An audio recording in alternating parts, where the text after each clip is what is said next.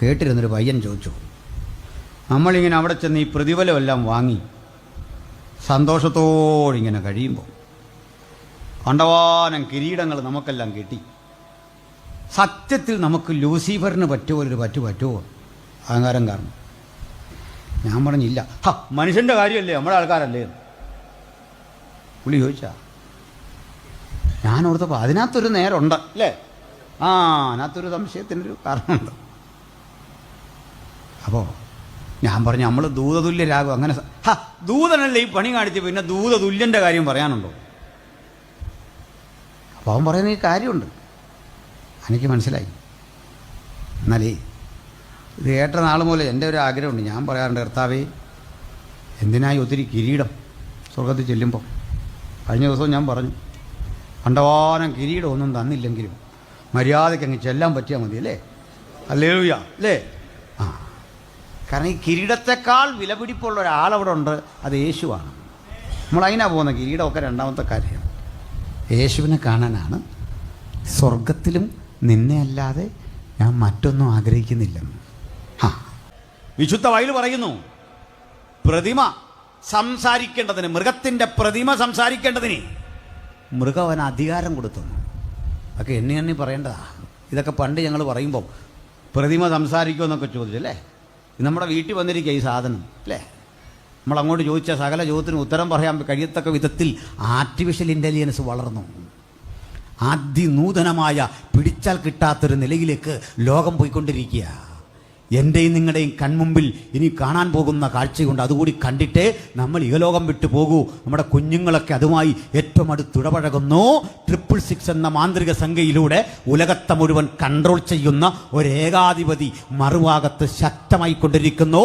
അവൻ്റെ രീതിശാസ്ത്രങ്ങൾ ശക്തമായിക്കൊണ്ടിരിക്കുമ്പോൾ ആരും അറിയാത്ത മറ്റൊരൊരുക്കം ഇവിടെ നടക്കുന്നുണ്ട്. തൻ്റെ കാന്തയും തന്നെത്താൻ ഒരുക്കിയിരിക്കുന്നു.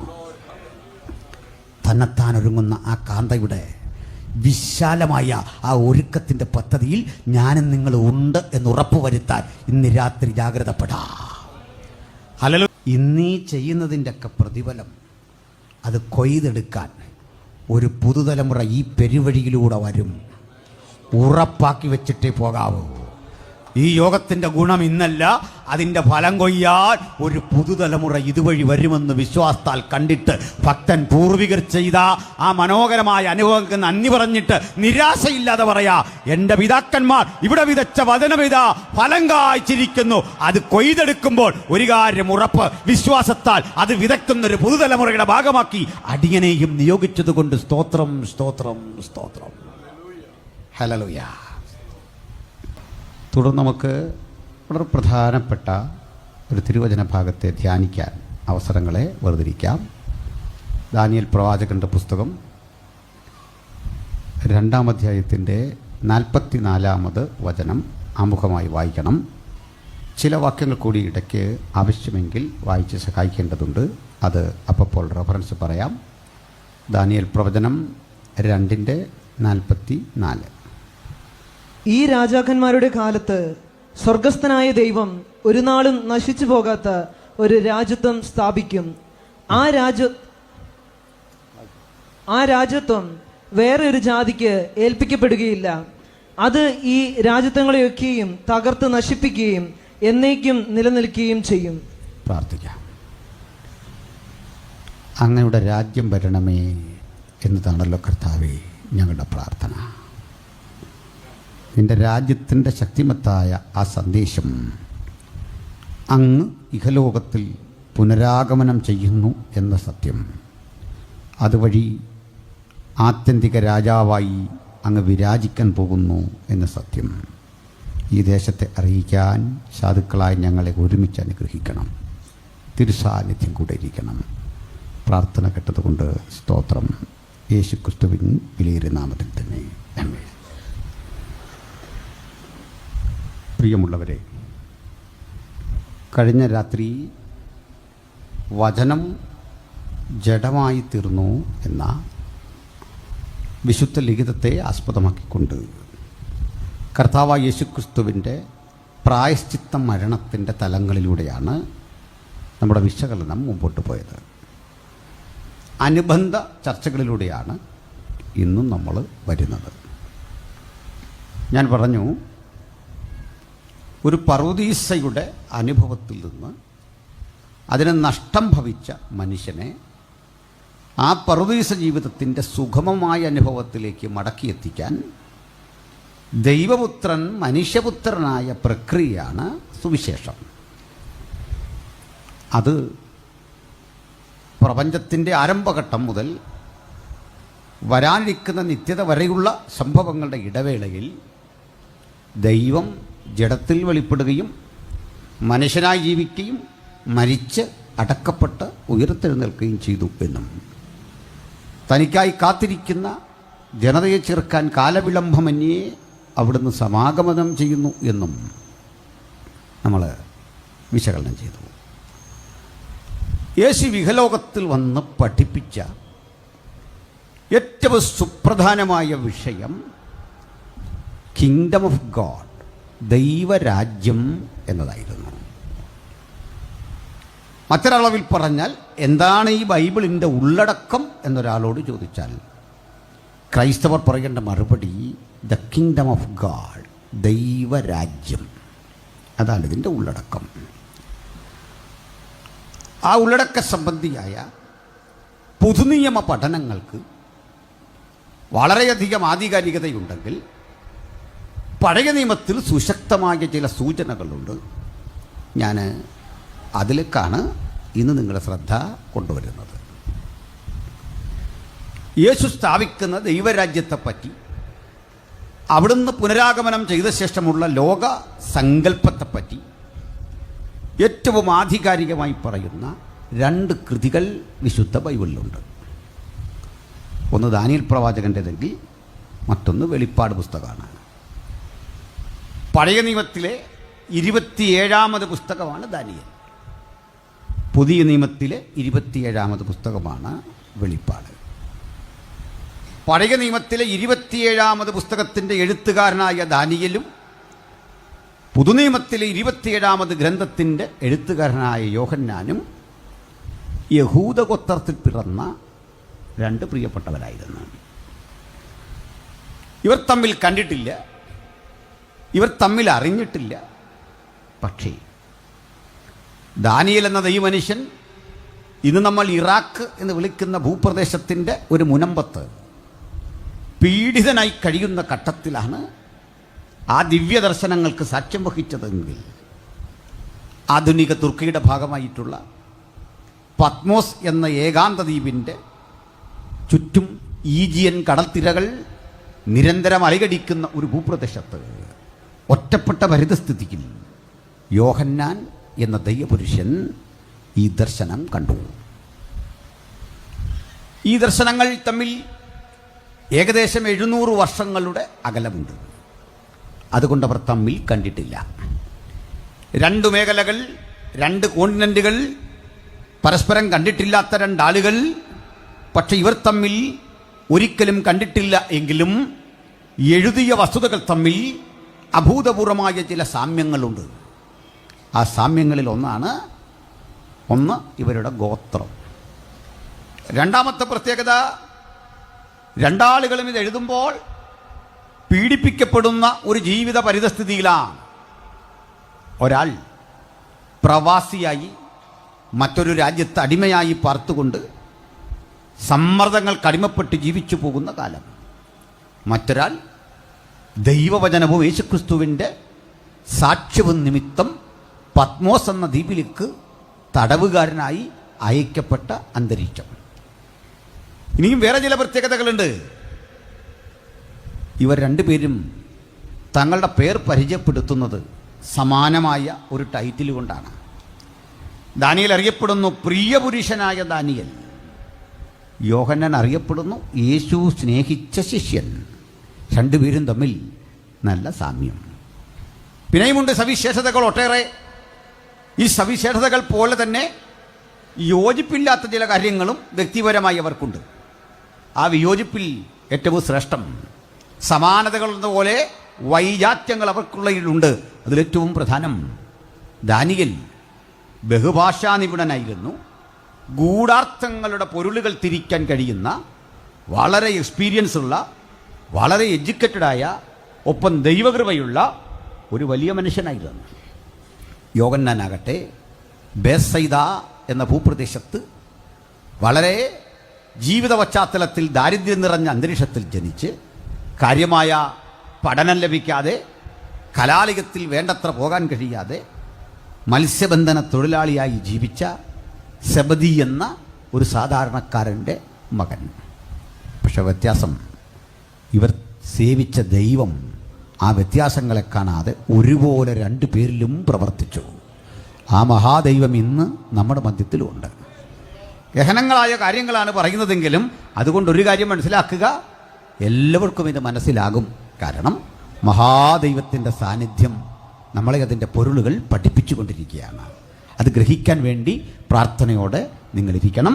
പുറത്തുള്ള പ്രിയപ്പെട്ടവർക്കും ഈ വചനം അനുഗ്രഹമാകട്ടെ എന്ന് ഞാൻ പ്രാർത്ഥിക്കുന്നു. ക്രിസ്തുവിന് ഏകദേശം 6 നൂറ്റാണ്ടുകൾക്കപ്പുറത്ത്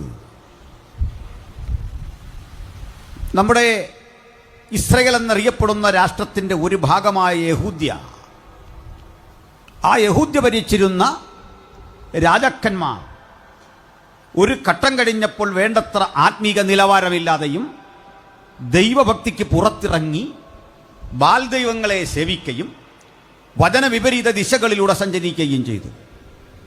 ആ ഘട്ടത്തിൽ വല്ലാത്ത പ്രതിസന്ധിയിലൂടെ കടന്നുപോയ ഇസ്രയേലിലെ ഏതാനും ദൈവമക്കൾ പ്രാർത്ഥിച്ചു, യഹോവേ ഞങ്ങൾക്ക് ശുഭത നൽകണമേ, ഒരു ശുഭകാലം ഞങ്ങൾക്ക് തരണമേ.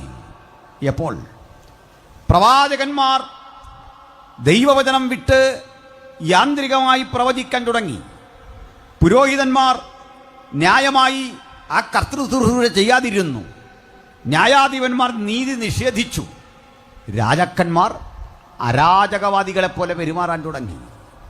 ഒരു ഘട്ടം അത് നിലനിന്നപ്പോൾ സമരത്തിൻ്റെ വഴിയെടുക്കാതെ, അട്ടിമറിയുടെ വഴിയെടുക്കാതെ ഏതാനും സാധുക്കൾ മുഴങ്കാലിലിരുന്ന് പ്രാർത്ഥിച്ചപ്പോൾ സ്ഥിതിക്ക് വലിയ മാറ്റമുണ്ടായി. ഒരു കാര്യം മനസ്സിലാക്കണം, ഏത് സമരങ്ങളെക്കാൾ കരുത്തുറ്റ ആയുധശക്തിയുടെ പേരാണ് പ്രാർത്ഥന. ഹല്ലേലൂയ! പ്രാർത്ഥനയാൽ നീങ്ങിപ്പോകാത്ത ഒരു കാര്യവുമില്ല എന്ന ഉറപ്പിൽ വേണം ദൈവത്തിൻ്റെ വചനം ഇന്ന് കേൾക്കാൻ. പ്രാർത്ഥന ചെറിയ ജീവൽ പ്രശ്നങ്ങൾ മുതൽ ഒരു കുടുംബ പ്രശ്നത്തെ മുഴുവൻ പരിഹരിക്കാൻ പര്യാപ്തമായ ആയുധമാണ്. പ്രാർത്ഥന ഒരു രാഷ്ട്രത്തെ മാറ്റിമറിക്കുന്ന വലിയ ദൈവപ്രക്രിയയാണ്. പ്രാർത്ഥനയാൽ കഴിയാത്ത ഒന്നുമില്ല എന്ന ഉറപ്പിൽ വേണം ഈ രാത്രി ദൈവവചനം കേൾക്കാൻ.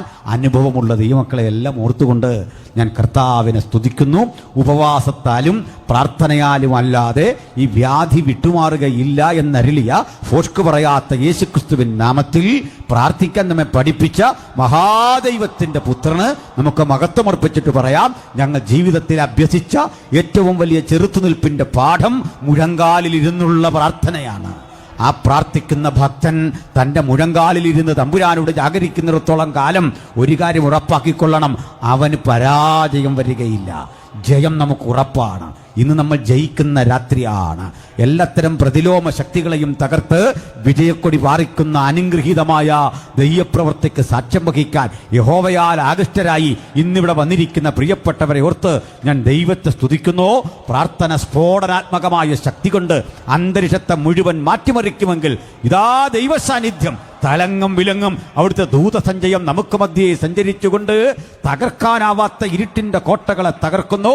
ജയം യേശുവിൻ നാമത്തിൽ അവകാശപ്പെട്ടുകൊണ്ട് നമുക്ക് ഒരുമിച്ച് ഒരു കാര്യം ഉറപ്പാക്കാം, നാളുകളായി സമരം ചെയ്തുകൊണ്ട് ക്ഷീണിച്ച മനുഷ്യരെ പോലെയല്ല, രാജാവിനെ അട്ടിമറിക്കാൻ ശ്രമിച്ചിട്ട് പരാജയപ്പെട്ടവരെ പോലെയല്ല, മുഴങ്കാലിരുന്നവർ പ്രാർത്ഥിച്ചു, യഹോവേ ഞങ്ങൾക്ക് ശുഭത നൽകണമേ. ഹല്ലേലൂയ!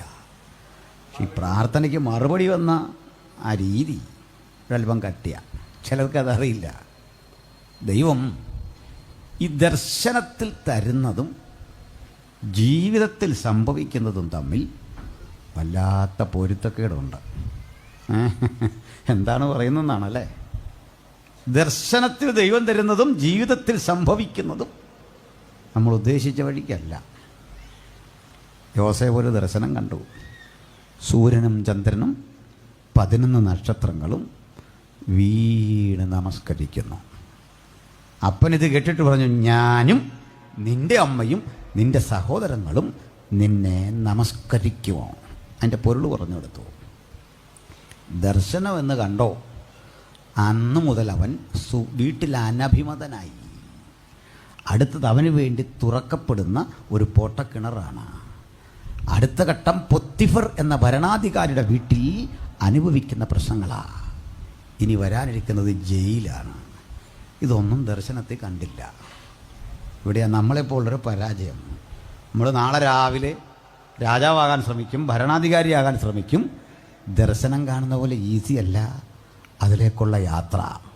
പക്ഷെ ഒരു കാര്യം ഉറപ്പാണ്, ദർശനം കണ്ടത് ഉറപ്പെങ്കിൽ, അത് തന്നവൻ ദൈവമെങ്കിൽ, ആ വെളിപ്പാടിൻ്റെ കണ്ണാടികൾ ജ്വലിച്ചത് സത്യമെങ്കിൽ, ഒരു പൊട്ടക്കിണറിനും അത് തടഞ്ഞു വെക്കാൻ കഴിയുകയില്ല. ഒരു കൂരിരുട്ടിനും അതിനെ തടഞ്ഞു വെക്കാൻ കഴിയുകയില്ല. ഒരു ജയിലറയ്ക്കും അതിനെ തകർക്കാൻ കഴിയുകയില്ല. ഒരപവാദത്തിനും അതിനെ ഒതുക്കാൻ കഴിയുകയില്ല. ദർശനത്തിനൊരവധി വെച്ചിരിക്കുന്നു. അത് സമാപ്തിയിലേക്ക് വരുവാൻ ബന്ധപ്പെട്ടുകൊണ്ടിരിക്കുന്നു. അതിഞ്ഞ് വരും, സംശയം ആവശ്യമില്ല. അത് വരും നിശ്ചയം. നമുക്കതിനു വേണ്ടി ഒരിക്കൽ കൂടി കാത്തിരുന്നിട്ട് പറയാം, അത് വരും നിശ്ചയം, അത് വരും നിശ്ചയം. ഉറപ്പായി ഞാനതിനെ പ്രാപിക്കും. ഭക്തനൊന്ന് ഉറപ്പിച്ചേ പോകാവൂ. അത് സംഭവിക്കാതെ ഇഹലോകം വിട്ടു പോകാൻ ഇടവരാത്ത വിധത്തിൽ ആ ദൈവിക ചൈതന്യം എൻ്റെ മീതേ വ്യാപരിക്കുന്നു. അതുകൊണ്ടേ പ്രാപിക്കാൻ പോകുന്ന വാഗ്ദത്തത്തിൻ്റെ വിലയറിയാൻ ദൈവം ശീലപ്പോൾ കൊണ്ട് നമ്മളെ പൊട്ടക്കിണറ്റിടാൻ അനുവദിക്കുന്നു. ഒത്തിരി വീട്ടിൽ പ്രശ്നങ്ങൾ ഉണ്ടാവുന്നു, ജയിലറയിൽ കൊണ്ടിടുമെന്ന്. പക്ഷേ അവധി പിൻവലിക്കുന്നൊരു ദിവസമുണ്ട്. അന്ന് രാജകീയ സൈന്യം ഇങ്ങ് വരും. ക്ഷൗരം ജയിച്ച് വൃത്തിയുള്ള വസ്ത്രം ധരിച്ച് രാജസന്നിധിയിൽ കൊണ്ടു നിർത്തും. രാജാവ് കണ്ട സ്വപ്നത്തിൻ്റെ പൊരുൾ തിരിച്ചങ്ങോട്ട് തുടങ്ങുമ്പോൾ നിനക്കൊരു കാര്യം മനസ്സിലാകും. ഒരു ജയിലിനും സ്വപ്നം കാണുന്ന എൻ്റെ സ്വഭാവത്തിന് തടസ്സമിടാൻ കഴിഞ്ഞില്ലെങ്കിൽ, വ്യാഖ്യാനത്തിൻ്റെ പൊരുളറിയിക്കുന്ന വചനത്തിൻ്റെ മാർമിക സത്യങ്ങൾ വെളിപ്പെടുത്തുന്ന എൻ്റെ സവിശേഷതയ്ക്ക് തടയിടാൻ കഴിഞ്ഞിട്ടില്ലെങ്കിൽ, ഒന്നുറപ്പാണ്, എൻ്റെ സമയം നിശ്ചയമായിരിക്കുന്നു. അദ്ദേഹം പറയുക, രാജാവേ, അഭിമുഖീകരിക്കാൻ പോകുന്നത് കടുകട്ടിയായ പ്രശ്നങ്ങളെയാ. നീയേ ക്ഷാമം നിറഞ്ഞ വർഷത്തെയും സമൃദ്ധിയുടെ വർഷത്തെയും ദൈവം നിന്റെ സന്നിധിയിൽ തരും. ആദ്യം സമൃദ്ധിയാണ്, പിന്നെ ക്ഷാമമാണ്.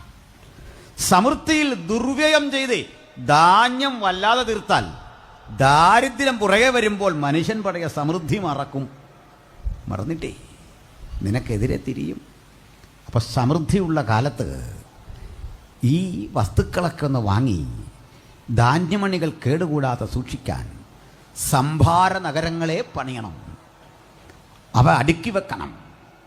അവ ധാരാളമായി വില കുറഞ്ഞ സമയത്ത് വാങ്ങി സൂക്ഷിച്ചിട്ട് ക്ഷാമം വരുന്ന ഘട്ടത്തിൽ, വരൾച്ച വരുന്ന ഘട്ടത്തിൽ എടുത്ത് പ്രയോഗിക്കണം. ഒന്നുകൂടെ പറഞ്ഞു, പ്രാപ്തനായ ഒരാൾ സാറ് തിരഞ്ഞെടുത്താൽ മതി. അടുത്ത നിമിഷം രാജാവ് പറയുക, ദൈവാത്മാവുള്ള ഈ മനുഷ്യനെപ്പോലൊരുത്തനെ കിട്ടുമോ? ചിലപ്പോഴൊക്കെ നമ്മൾ പറഞ്ഞു വിടുന്നത് നമ്മുടെ വാഗ്ദത്തമാണ്. ഹല്ലേലൂയ. നമ്മൾ ചെന്നെത്തുന്ന മണ്ഡലത്തിലേക്ക് അപ്പോയിൻമെൻ്റ് ഉടനെ അടിച്ച് കയ്യിൽ കൊടുത്തപ്പോൾ ഒരു കാര്യം ഉറപ്പാ, ദർശനത്തിലേക്കുള്ള വഴി എളുപ്പമല്ല. ഒരു സ്വപ്നം പോലെ വിഷമതകൾ മറക്കത്തക്ക വിധം, ഇരുട്ട് കിണറുകൾ അപ്രസക്തമാകുന്ന വിധം നമ്മുടെ നല്ല നാളുകൾ കരുതി വെച്ചിട്ടുള്ള ആ ദൈവസന്നിധിയിലേക്ക് നോക്കിയിട്ട് നന്ദിയോടെ പറയാം, നീ എത്ര വലിയവൻ, നീ എത്ര ധന്യൻ, നീ എത്ര ശ്രേഷ്ഠൻ. ഞങ്ങൾ നിന്നിൽ വിശ്വസിക്കുന്നു, ഞങ്ങൾ അങ്ങയിൽ ആശ്രയിക്കുന്നു. ഹല്ലേലൂയ. ബഹുമാനരെ, അങ്ങനെയുള്ള ഒരു ഘട്ടത്തിൽ ജനം പ്രാർത്ഥിച്ചു. അപ്പോഴേ ഈജിപ്റ്റ് ഭരിക്കുന്നൊരു ചക്രവർത്തിക്കൊരു മോഹം, കാർക്കമിഷ് എന്നറിയപ്പെടുന്നൊരു ഭൂപ്രദേശം യുദ്ധത്തിൽ പിടിച്ചെടുക്കണം. നമ്മുടെ കാർഗിൽ പോലെ തന്ത്രപ്രധാനമായൊരു മേഖലയാണ്, ഇസ്രായേലിൻ്റെ അടുത്താണ്. ഇതേ സ്ഥലം പിടിച്ചെടുക്കാൻ അസീറിയൻ പടയ്ക്കും തോന്നി. കാരണം ഈ സ്ഥലത്തിൻ്റെ പ്രത്യേകത അതാ കാര്യം. ആ രണ്ടു കൂട്ടരോട് വന്നപ്പോൾ മൂന്നാമതൊരുത്തനും തോന്നി പിടിക്കാൻ. അയാളുടെ പേരായിരുന്നു നെബൂഖദ്നേസർ. നീട്ടണില്ല, ഒറ്റ വാക്കിൽ പറയാം, ആ യുദ്ധത്തിൽ എല്ലാ സൈന്യത്തെയും ചിതറിച്ചോടിച്ച് നെബൂഖദ്നേസർ ജയിച്ചു. ജയിച്ചപ്പോൾ അയാൾ യെരൂശലേം ഒന്നടങ്കം വിഴുങ്ങി. ഇസ്രായേൽ മുഴുവൻ തൻ്റെ ആധിപത്യത്തിന് കീഴിലാക്കി. ഇസ്രായേലിൽ ഏറ്റവും ശക്തരായ സൈനിക മേധാവികളെ മുഴുവൻ പിടിച്ചു. അവിടെ ബുദ്ധിസാമർഥ്യമുള്ള യഹൂദ ചെറുപ്പക്കാരെയൊക്കെ പിടിച്ചു. ഇവരെയൊക്കെ പിടിച്ച് സ്വന്തം രാജ്യമായ ഇറാഖ് എന്ന ബാബിലോണിലേക്ക് കൊണ്ടുപോയി. അവിടുത്തെ വിദ്യകൾ അഭ്യസിച്ചു. ഇനി മുതൽ നിങ്ങൾ ഇവിടുത്തുകാരാ, ഇവിടുത്തെ ഭാഷ പഠിക്കണം, ഇവിടുത്തെ രീതി മനസ്സിലാക്കണം, നിങ്ങളുടെ കലാവൈഭവങ്ങളൊക്കെ ഇനി ഈ നാട്ടിലാ പ്രയോജനപ്പെടാൻ പോകുന്നേ, നിങ്ങളുടെ കരുത്തും ശക്തിയുമൊക്കെ ഇനി ഇവിടെയാ. അതിന് ബൈബിൾ ഇട്ടിരിക്കുന്നൊരു പേരാ ഇസ്രായേൽ മക്കളുടെ ബാബിലോന്യ പ്രവാസം. ഈ പ്രവാസ കാലത്ത് ഇസ്രായേൽ മക്കളിൽ രാജസന്തതികളിൽ കുലീനന്മാരായ 3-4 ചെറുപ്പക്കാരുണ്ടായിരുന്നു. നിങ്ങൾക്ക് അവരുടെ പേരറിയാം. Shadrach, മേശക്ക്, Abednego. ചിലർ ചന്ദ്രക്കെന്ന് പറയും. ചന്ദ്രക്കിനെ പോൽ വീഴ്ത്തപ്പെട്ടാൽ ഈ പദം പറയുമ്പോൾ പ്രൊനൗൺസിയേഷൻസ് വളരെ ശ്രദ്ധിക്കേണ്ടതുണ്ട്. ശദ്രക്ക്, ശദ്രക്ക് എന്നാണ് ശരി പ്രയോഗം. ശദ്രക്ക്, മേശക്ക്, അബേദ്നെഗോ ഇവരെ പിടിച്ചു. കൂടെ ദാനിയേലും ഉണ്ട്. പക്ഷെ ഈ 4 പേരോട് ഒന്നിച്ചു വരില്ല. കാരണം ദാനിയേൽ ഹൈലി എഡ്യൂക്കേറ്റഡ് ആണ്. അതൊക്കെ ഈ ഗാങ്ങിൽ അൽപ്പെട്ട ആളല്ല. മറ്റൊരു സ്ഥലത്ത് അദ്ദേഹത്തിൻ്റെ ഓഫീസുമൊക്കെ. ഇപ്പോൾ ഈ ചെറുപ്പക്കാരെ കൊണ്ടുവന്ന് എന്തിനാണെന്നറിയണ്ടേ? ഇസ്രായേൽ മക്കളെ മുഴുവൻ കൊണ്ടുവന്നിട്ടുണ്ട് കേട്ടോ, അവിടെ നിന്ന് കിട്ടിയവരെയൊക്കെ. ആ കൂടെ കൂടുതൽ ആളുകൾ ഊഴിയ വേലക്കാരായി ഈ രാഷ്ട്രത്തിൻ്റെ തലസ്ഥാന നഗരിക്ക് പുറത്ത് കനാലുകൾ വെട്ടിയും റോഡുകൾ പണിതും രാജ്യത്തെ ആ നിലയിൽ സേവിക്കുക. വലിയ കഷ്ടപ്പാടാണ്. അവിടെ കുലീനന്മാരായി ജീവിച്ചിരുന്ന ആളുകൾ ഏറ്റവും ദരിദ്രാവസ്ഥയിൽ കഠിനമായ ജോലി ചെയ്യുമ്പോൾ ഈ ചെറുപ്പക്കാർ രാജസന്നിധിയിലെ ജീവനക്കാരായി. വിദ്യാഭ്യാസമുള്ളതുകൊണ്ട് വന്നാണ്. എന്തിനാ കൊണ്ടെന്ന് അറിയണ്ടേ? ഇവരുടെ പൂർവികരിൽ ചിലർ ബാൽബിംബങ്ങളെ സേവിച്ചു. ഒരു കാര്യം തുറന്നു പറയാതിരിക്കാൻ വയ്യ. നമുക്കെല്ലാ വിശ്വാസധാരകളോടും ബഹുമാനമുണ്ടായിരിക്കണം. ആധ്യാത്മിക ആചാര്യന്മാരോടും നമ്മുടെ സമശിഷ്ടങ്ങളോടും ഒക്കെ ബഹുമാനവും ആദരവും ഉണ്ടാകണം. മാത്രമല്ല, സാമൂഹ്യ പരിഷ്കർത്താക്കൾ കഴിഞ്ഞ രാത്രി സൂചിപ്പിച്ചതുപോലെ രാഷ്ട്രതന്ത്രജ്ഞരായ പ്രധാനികൾ, ഇവരോടൊക്കെ ബഹുമാനം. അത് ഈ പുസ്തകത്തിൽ എഴുതിയിരിക്കുന്ന അവരെയൊക്കെ ബഹുമാനിക്കണമെന്ന് അല്ലേ? വിശേഷാൽ അധികാരസ്ഥന്മാർക്ക് വേണ്ടി പ്രാർത്ഥിക്കണം.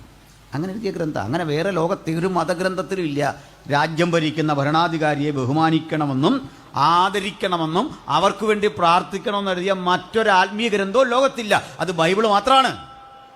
ഹല്ലേലൂയ. ഇതൊക്കെ ശരിയാ. പക്ഷേ ഒരു കാര്യം സ്നേഹത്തോടെ പറഞ്ഞ് വിയോജിക്കട്ടെ. ഞങ്ങൾ ബഹുമാനിക്കും, ഞങ്ങൾ ആദരിക്കും, ഞങ്ങൾ നികുതി അടയ്ക്കും, ഞങ്ങൾ സ്നേഹിക്കും, കഴിയുന്നത്ര രാജ്യനിയമം പാലിക്കും. പക്ഷെ ആരാധിക്കില്ല. സന്തോഷമുണ്ടോ? ആരാധിക്കാൻ നിർവാഹമില്ല.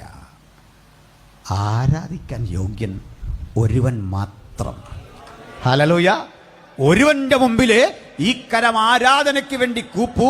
മുഴങ്കാലുകൾ അവന്റെ മുമ്പാകെ മാത്രമേ മടങ്ങൂ. ആരാണ് അവിടുന്ന്?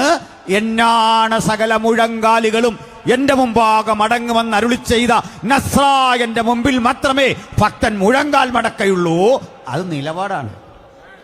അതിൻ്റെ പേരിൽ പകരം പ്രാണൻ വെക്കേണ്ടി വന്നാലും പിന്നോട്ട് പോകാൻ പാടില്ല അല്ലേ? അപ്പോൾ ഇവരുടെ പൂർവികർ ചിലർ രഹസ്യത്തിൽ ബാൽബിംബങ്ങളെ ആരാധിച്ചു, അശേരപ്രതിഷ്ഠകളെ നമസ്കരിച്ചു. പലയാവർത്തി പ്രവാചകന്മാരെ വിട്ട് പറഞ്ഞിട്ട് കേൾക്കാതെ വന്നപ്പോൾ ദൈവം പറഞ്ഞു, ഏതായാലും നിങ്ങളുടെ കാരണവന്മാർക്ക് ഇത് ഇഷ്ടമായിരുന്നു. പകരം നിങ്ങളൊരു കാര്യം ചെയ്യും, ഇതൊക്കെ ഒളിച്ചും പാത്തും ചെയ്യണ്ട, ഇത് സമൃദ്ധമായുള്ളൊരു സ്ഥലത്തേക്ക് വിടാം. അങ്ങനെ ഇവരെ കൊണ്ടിട്ട സ്ഥലമാണ് ഏത്? ബാബിലോൺ. ഇന്നത്തെ ഇറാഖ്.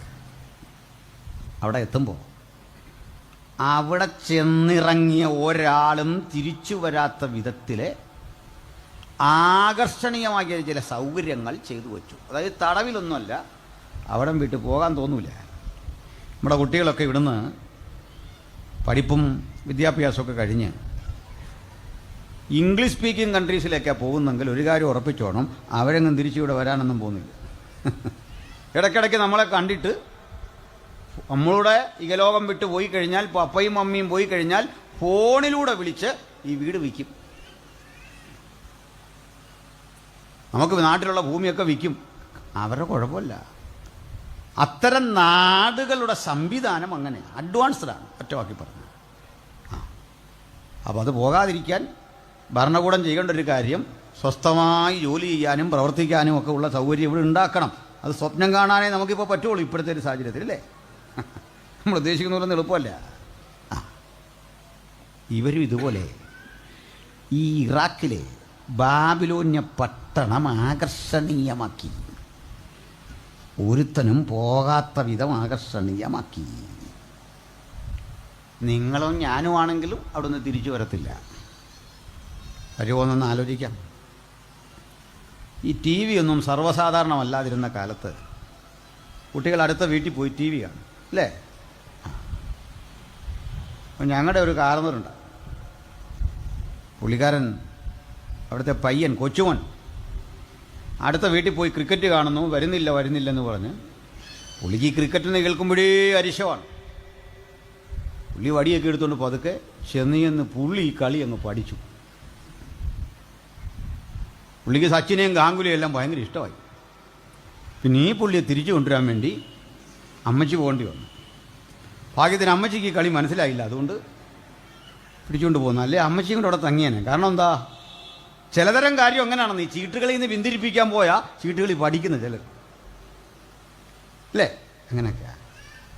ഇതുപോലെ ബാബിലോൺ എന്താണെന്ന് ഞാൻ പറയാം. നമ്മൾ ഒരുമിച്ച് അവിടേക്ക് പോയാൽ തിരിച്ചു വരുന്ന എത്ര പേരുണ്ടെന്നും ഇനി സങ്കല്പിക്കണം. എല്ലാ ഹൃദയവും ആ ഏകാഗ്രതയോടെ എനിക്ക് തരണം.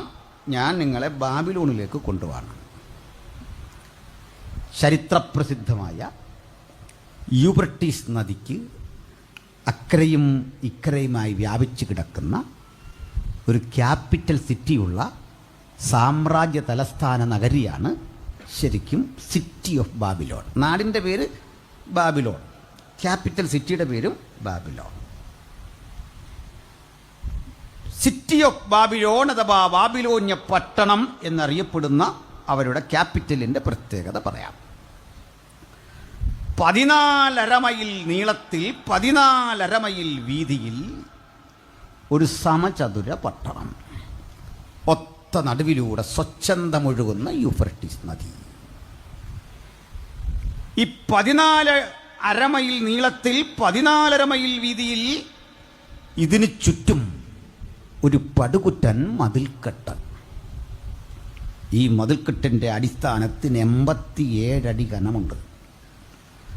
87 അടി ഘനമുള്ള മതിൽ മുകളിലേക്ക് ഉയരുമ്പോൾ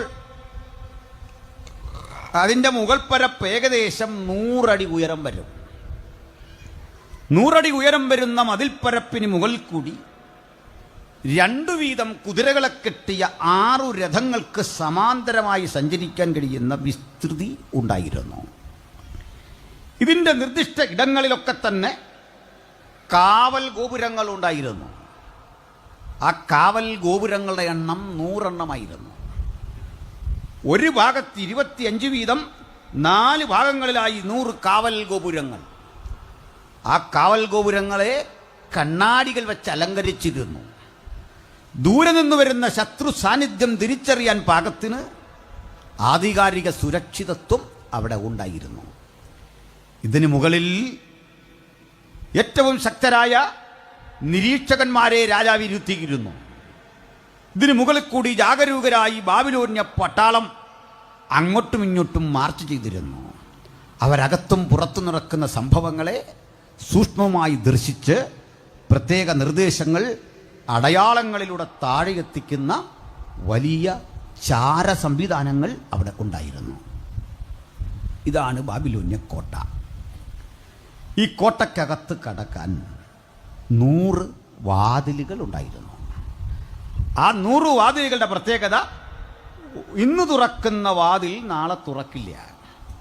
പടിഞ്ഞാറേ നടയിലെ 4-ാം കതക് ഇന്ന് തുറന്നാൽ വടക്കേ നടയിലെ 2-ാമത്തെ കതക് നാളെ തുറക്കും. ഏത് കഥ എപ്പോൾ തുറക്കുമെന്ന് രാജാവിനും അടുത്ത അനുചരനും മാത്രമേ അറിയൂ. അത്ര സുരക്ഷിതത്വമുള്ള ഒരു കോട്ട. ഈ കോട്ടയ്ക്കകത്തേക്ക് കടക്കാൻ ഈ 100 കതക് കൂടാതെ ഒരു പ്രധാന പ്രവേശന കവാടം.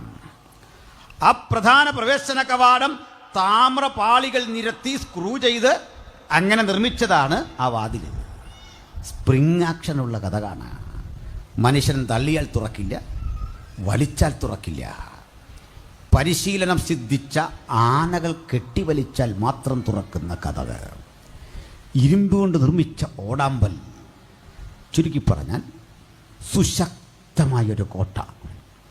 ഒരു പക്ഷിയും കുറുകെ പറക്കാത്ത സുരക്ഷിതത്വം. ഒരപരിചിതനും അകത്ത് കിടന്നാൽ പ്രാണനോടെ തിരിച്ചു പോകാത്ത വിധം ആധികാരികമായ സുരക്ഷാ സംവിധാനങ്ങളുള്ള ഒരു മഹാനഗരം. ഇതായിരുന്നു ദ സിറ്റി ഓഫ് ബാബിലോൺ. ഇത്രയും വന്നോ? നമുക്ക് ഇതിനകത്തൊന്ന് കടക്കണം. പക്ഷേ 100 കതവും അടഞ്ഞു കിടക്കുക. പ്രധാന പ്രവേശന കവാടം തുറക്കും എപ്പോഴെന്നറിയണ്ടേ? ആണ്ടിൽ 3-4 തവണ. അവരുടെ ദേവനായ ബാൽദേവന്റെ ഉത്സവങ്ങളിൽ, അവരുടെ ദേവതാസങ്കല്പമായ സെമിറാമീസിന്റെ ആഘോഷവേളയിൽ, ദേശീയ പ്രാധാന്യമുള്ള ദിവസങ്ങളിൽ മാത്രം തുറക്കുന്ന വാതിൽ. നമ്മളിപ്പോൾ അതിനകത്തേക്ക് കയറണമെന്ന് വെച്ചാൽ മലയാളികളായി നമുക്ക് പല വഴിയുണ്ട്. അള്ളിപ്പിടിച്ചെങ്ങാണ് മുകളിൽ ചെന്ന് താഴേക്ക് ഇറങ്ങാൻ ശ്രമിച്ചാൽ താഴെ മുതലക്കുളമാണ്. ഈ പാലക്കാടൻ കോട്ട കാണുമ്പോൾ എനിക്ക് അതിന് ചെറിയൊരു രൂപ ഓർമ്മ വരും. ഏകദേശം ഇതൊന്നും ഒന്നുമില്ല. അപ്പോൾ ബാക്കി അതിന് ഇപ്പോൾ ഇത് 14.5 മൈൽ നീളം പറയുമ്പോൾ ഈ കോട്ടയുമായി നിങ്ങൾക്ക് തുലനം ചെയ്യാം. അപ്പോൾ വലിയ മതിലിന് താഴെ ആ മുതലകളെ പാർപ്പിച്ചിരിക്കുന്ന മുതലക്കിടങ്ങാണെങ്കിൽ അതിനപ്പുറത്ത് വീണ്ടും ഒരു മതിൽ. യൂഫ്രട്ടീസ് നദിയിലെ വെള്ളം ചക്രം ചവിട്ടിക്കറക്കി പമ്പ് ചെയ്ത് അതിലെല്ലാം നിറച്ചിരിക്കുക. ഇതാണ് ഇതിനകത്തെ സംവിധാനം. അതിനകത്തുനിന്ന് പോരാൻ പറ്റില്ല. എന്നാലേ പ്രധാന കവാടം തുറക്കുമ്പോൾ നമ്മളൊന്ന് കടന്നാൽ ഒരറ്റം മുതൽ അങ്ങേ അറ്റം വരെ വളവും തിരിവുമില്ലാതെ നേരെ പോകുന്നൊരു റോഡ്. ചുണ്ണാമ്പ് കല്ലുകൾ കീറി മിനുക്കി ആ പാതയിൽ ഉറപ്പിച്ചിരിക്കുന്നു. രണ്ടോരത്തും തണൽ മരങ്ങളെ വളർത്തിയിട്ട് അതിൻ്റെ ശീതള ഛായയിലൂടെയാണ് നമ്മളിങ്ങനെ യാത്ര ചെയ്യുന്നത്. ക്ഷീണം വരില്ല. അടുത്തടുത്ത ഇടങ്ങളിൽ ഒലിവ് തോട്ടങ്ങൾ, മുന്തിരിത്തോട്ടങ്ങൾ, മാതള നാരകം, വിശേഷപ്പെട്ട ഫലവൃക്ഷങ്ങളൊക്കെ കൊണ്ടുള്ള മനോഹരമായ ഉദ്യാനം. ഒത്തിരി ഉണ്ട് പറയാൻ. മണിക്കൂറുകളെടുത്ത് പറയേണ്ടതാണ്, തീരില്ല. നമുക്ക് നേരെ വേഗത്തിൽ പോകണം. ഇതാ യൂഫ്രട്ടീസ് നദി ഒഴുകുന്നു.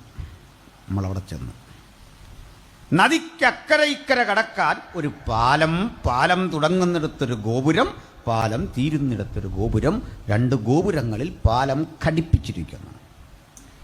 ഈ ഗോപുരത്തിലേക്ക് നമ്മൾ കടക്കുമ്പോൾ ഒരു കാഴ്ച കാണാം. പാലത്തിൻ്റെ കൈവരികൾ മിനുക്കിയ താമ്രമാണ്. അത് സ്വർണം പൂശി മനോഹരമാക്കിയിരിക്കുകയാണ്. പ്രഭാത സൂര്യൻ്റെ കിരണങ്ങളും അസ്തമയ സൂര്യൻ്റെ കിരണങ്ങളും രാവിലെയും വൈകിട്ടുമായി വന്ന് പ്രതിഫലിക്കുമ്പോൾ ഈ നഗരം മുഴുവൻ സ്വർണത്തിൽ കുളിച്ചു കിടക്കുന്ന കാഴ്ച. ഇത് കണ്ടിട്ട് ചരിത്രകാരനായ ഹെറോഡോട്ടസ് ഈ നഗരത്തെ വിളിച്ചു സ്വർണ്ണ നഗരം, ദ ഗോൾഡൻ സിറ്റി. അത്ര ഭംഗിയാണ്, അത്ര മനോഹരമാണ്. പോയാൽ കൊള്ളാൻ തോന്നുന്നുണ്ടല്ലേ? സ്തോത്രം. ഇവിടുന്ന് നമ്മൾ ഈ ഗോപുരത്തിൽ കയറുമ്പോൾ മറ്റൊരു കാഴ്ച, 90 ഡിഗ്രി ആംഗിളിൽ താഴേക്ക് തുറക്കുന്നൊരു പടിക്കെട്ട്. താഴെ ചെല്ലുമ്പോഴറിയുന്നത് നമ്മളൊരു ടണലിനുള്ളിലാണ്. ടണലെന്ന് കേട്ടപ്പോൾ കുതിരാൻ ടണൽ ഓർത്ത് ശ്വാസം മുട്ടാൻ വരട്ടെ. നദിക്കടിയിലൂടെ അപ്പുറമിപ്പുറം കടക്കാനുള്ള വിശാലമായൊരു ടണലാണ്. അതിനകത്ത് എന്തെല്ലാം സൗകര്യങ്ങളാണ്. ഒത്ത നടുവിലായി അർത്ഥവൃത്താകൃതിയുള്ളൊരു സ്റ്റേജ്. അതിനു ചുറ്റും ഒരു 10,000 പേർക്കെങ്കിലും ഇരിക്കാൻ പാകത്തിനുള്ള സംവിധാനങ്ങൾ. നൃത്തവും കലാരൂപങ്ങളും അരങ്ങേറുന്നു നിരന്തരം അവിടെ. ഇനി ഇതിൻ്റെ തൂണുകളുണ്ട് ഇടയ്ക്കെല്ലാം. ഇതിന് ഭിത്തിയുണ്ട്. ചുണ്ണാമ്പ് കല്ലുകൾ തേച്ചു മിനുക്കി പോളിഷ് ചെയ്ത ശേഷം ഇതിലേക്ക് ഒരു വാതകത്തിൽ നിന്ന് തീ പടർത്തി അതിൻ്റെ വെളിച്ചം ഈ ഭിത്തിയിൽ പ്രതിഫലിപ്പിച്ചിട്ട് അവിടെമെല്ലാം നമ്മളൊരു ഹോട്ടലിലിരിക്കുന്ന പ്രതീതി. എവിടെയാ? ശദ്രക്ക് മേശക്ക് അബേദ്നെഗോവിന് ഭക്ഷണം ഉണ്ടാക്കി കൊടുത്തിട്ട് കഴിച്ചോളാൻ പറഞ്ഞു. എന്തൊരു ഫുഡാണെന്നറിയണ്ടേ? അതും നർത്തകന്മാർ പാട്ടുപാടി നൃത്തം ചെയ്ത് വറുത്ത മാംസക്കഷണങ്ങൾ, ധാന്യമണികൾ പൊടിച്ചുണ്ടാക്കുന്ന ആഹാരപദാർത്ഥങ്ങൾ, വ്യത്യസ്ത തരത്തിൽ നിറമുള്ള മദ്യം, ഇവയെല്ലാം കൊണ്ട് ഈ കുഞ്ഞുങ്ങളുടെ മുമ്പിൽ വരും. കേട്ടല്ലോ? നമ്മളാണ് എന്ത് ചെയ്തേനെ? Praise the lord. വടക്കഞ്ചേരി കിട്ടാത്ത എനിക്ക് ബാബിലോണിൽ കിട്ടിയെന്ന് പറഞ്ഞ് അടിച്ചു കളയും.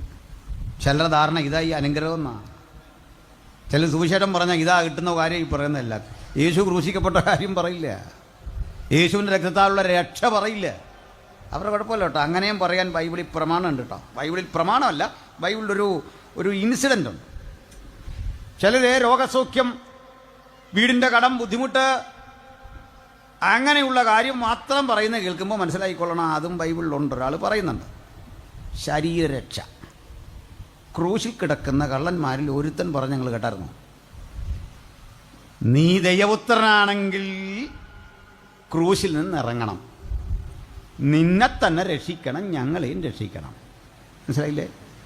അവനുദ്ദേശിച്ച രക്ഷ എന്താ? ശരീരരക്ഷ. ഈ മുറിവുണങ്ങണം, ക്രൂശിൻ്റെ അനുഭവം മാറണം. സത്യത്തിൽ അവൻ കഴിവില്ലാത്ത ഒരാളല്ല. എനിക്ക് തോന്നുന്നു ഇവൻ ഏതോ മന്ത്രിയുടെ പ്രൈവറ്റ് സെക്രട്ടറി ആയിരുന്നു തോന്നുന്നു പണ്ട്. ഇത്രയും നല്ല ഐഡിയ. എന്താ ഐഡിയ പറഞ്ഞു കൊടുത്തേ? നീ ആദ്യം രക്ഷപ്പെടണം സാറേ, ഞങ്ങളെയും കൂടെ ഒന്ന് രക്ഷിക്കു സാറേ. ഇയാൾ പറഞ്ഞത് കേട്ടിരുന്നെങ്കിൽ, യേശു ക്രൂശിൽ നിന്ന് ഇറങ്ങിയിരുന്നെങ്കിൽ, നേരാണല്ലോടെ കൊച്ച നീ പറഞ്ഞേ, ഇതേ ഞാൻ ഇറങ്ങുന്നു, ഇറങ്ങ്, 3 പേരൂടെ ആ തെരുവീതിലൂടെ പോയാൽ മതി, പീലാത്തോസ് അന്ന് രക്ഷിക്കപ്പെടും. വൻ ജനാവലി വരും, ധാരാളം ആളുകൾ കേൾക്കും. നല്ല ഐഡിയ ഉള്ള കള്ളനാണ്, നിസാര പുള്ളിയല്ല. ഈ കള്ളൻ്റെ കൊച്ചുമക്കൾ ഇപ്പോഴും സുവിശേഷം പറയാറുണ്ട് കേട്ടോ. നമ്മുടെ ശരീരത്തിന് നല്ലതാണെന്ന്, വിദേശത്ത് പോകാൻ നല്ലതാണെന്ന്, നമുക്ക് ചില സുഖങ്ങളൊക്കെ ഇതുവഴി ഉണ്ടാകും. അപ്പുറത്ത് കിടക്കുന്നവൻ കള്ളനാണെങ്കിലും പറഞ്ഞു, ഇത്രയൊക്കെ ജീവിച്ചില്ലേ, ചെയ്യാവുന്ന കൊള്ളയൊക്കെ ഞാൻ ചെയ്താ മടുത്തു. ഈ മരണം പോലും എൻ്റെ കുറ്റകൃത്യത്തിന് തത്തുല്യമല്ല. പക്ഷേ നിന്റെ രാജ്യം വരുമ്പോൾ നീ അടിയനെ ഓർക്കണം. മറ്റവൻ്റെ വചനം കേട്ടിട്ട് പറഞ്ഞു, എന്താ പറഞ്ഞത്? ഇവൻ ചെയ്യുന്ന എന്തെന്നറിയായിയാൽ അവനോട് ക്ഷമിക്കണം. ഇപ്പോഴും കർത്താവ് ഇത് പറയുന്നുണ്ട്, അവനോട് ക്ഷമിക്കണമെന്ന്. അപ്പോഴും നമ്മൾ പറഞ്ഞു അവിടെ ഭയങ്കര ആളാ, IPC 4-5 പേരേ ഉള്ളൂ, ചർച്ച കൂടി കുറവാന്ന് പറഞ്ഞാൽ ആ പറയുന്നവൻ്റെ കാര്യം കേട്ടിട്ട് അവനോടും കൊനെക്കുറിച്ചും പറയണം, അവനോട് ക്ഷമിക്കണം. എടാ, യേശു പാലസ്തീനിൽ തലങ്ങും വിലങ്ങും നടന്ന് പ്രസംഗിച്ചിട്ട് അവസാനം കിട്ടിയ 12 പേരെയാണ്. അപ്പം നമുക്ക് സ്കോപ്പുണ്ട്, നമുക്ക് സ്കോപ്പുണ്ടെന്ന്. അത്രയും അത്ഭുതം അടയാളോ വീര്യപ്രവൃത്തി നടത്തിയിട്ട് അവസാനം കിട്ടിയത് 12 പേരെയാണെന്ന്. ഈ കണക്കെടുക്കാൻ ആരാ പറഞ്ഞേ? നമ്മളെ ഏൽപ്പിച്ച പണി പോസ്റ്റ്മാൻ്റെ പണിയാണ്. ഈ കത്ത് കൊണ്ട് കൊടുത്തേക്കണം. കത്തിനകത്ത് പല കാര്യം എഴുതിയിട്ടുണ്ട്, വീട് പണിയുക, വണ്ടി മേടിക്കുക, ബാങ്കിലെ പൈസ അടയ്ക്കുക. ഇതെല്ലാം പോസ്റ്റ്മാൻ്റെ കാര്യമാണോ? ചേട്ടാ കത്ത് കൊണ്ടെത്തൊന്ന് വേണ്ടത് ചെയ്തോണം, ഗോസ്പൽ അറിയിക്കാൻ ഞങ്ങൾ വന്നാ വേണ്ടത് ചെയ്തോണമെന്ന്. സുവിശേഷം അറിയിക്കുന്നവൻ്റെ ജോലി യേശുവിൻ്റെ രക്ഷകർത്തൃത്വത്തെ കൃത്യത്തോടെ പറയുക എന്നുള്ളതാണ്. അത് ഞങ്ങൾ ചെയ്തുകൊണ്ടിരിക്കും. Hallelujah, price the Lord.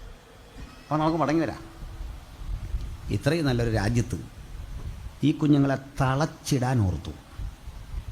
ഈ കുഞ്ഞുങ്ങൾ തീരുമാനിച്ചു വേണ്ട, അവരതിനെ അതിജീവിച്ചു. തദനന്തരം ഇവർക്കൊരു കടുത്ത പരീക്ഷ ജീവിതത്തിലേക്ക് വന്നു. എന്താ പരീക്ഷ? ആ പരീക്ഷ വിഗ്രഹത്തെ ആരാധിക്കലായിരുന്നു. അവരതും ജയിച്ചു. അപ്പോൾ ഒരു കാര്യം മനസ്സിലാക്കണം, ഭൗതികമായ ഇത്തരം പ്രലോഭനങ്ങളെ അതിജീവിച്ചാൽ അടുത്ത ഘട്ടം ആത്മീകമായ വെല്ലുവിളികൾ പിശാച് കൊണ്ടുവരുമ്പോൾ അവിടെയും ജയിക്കും.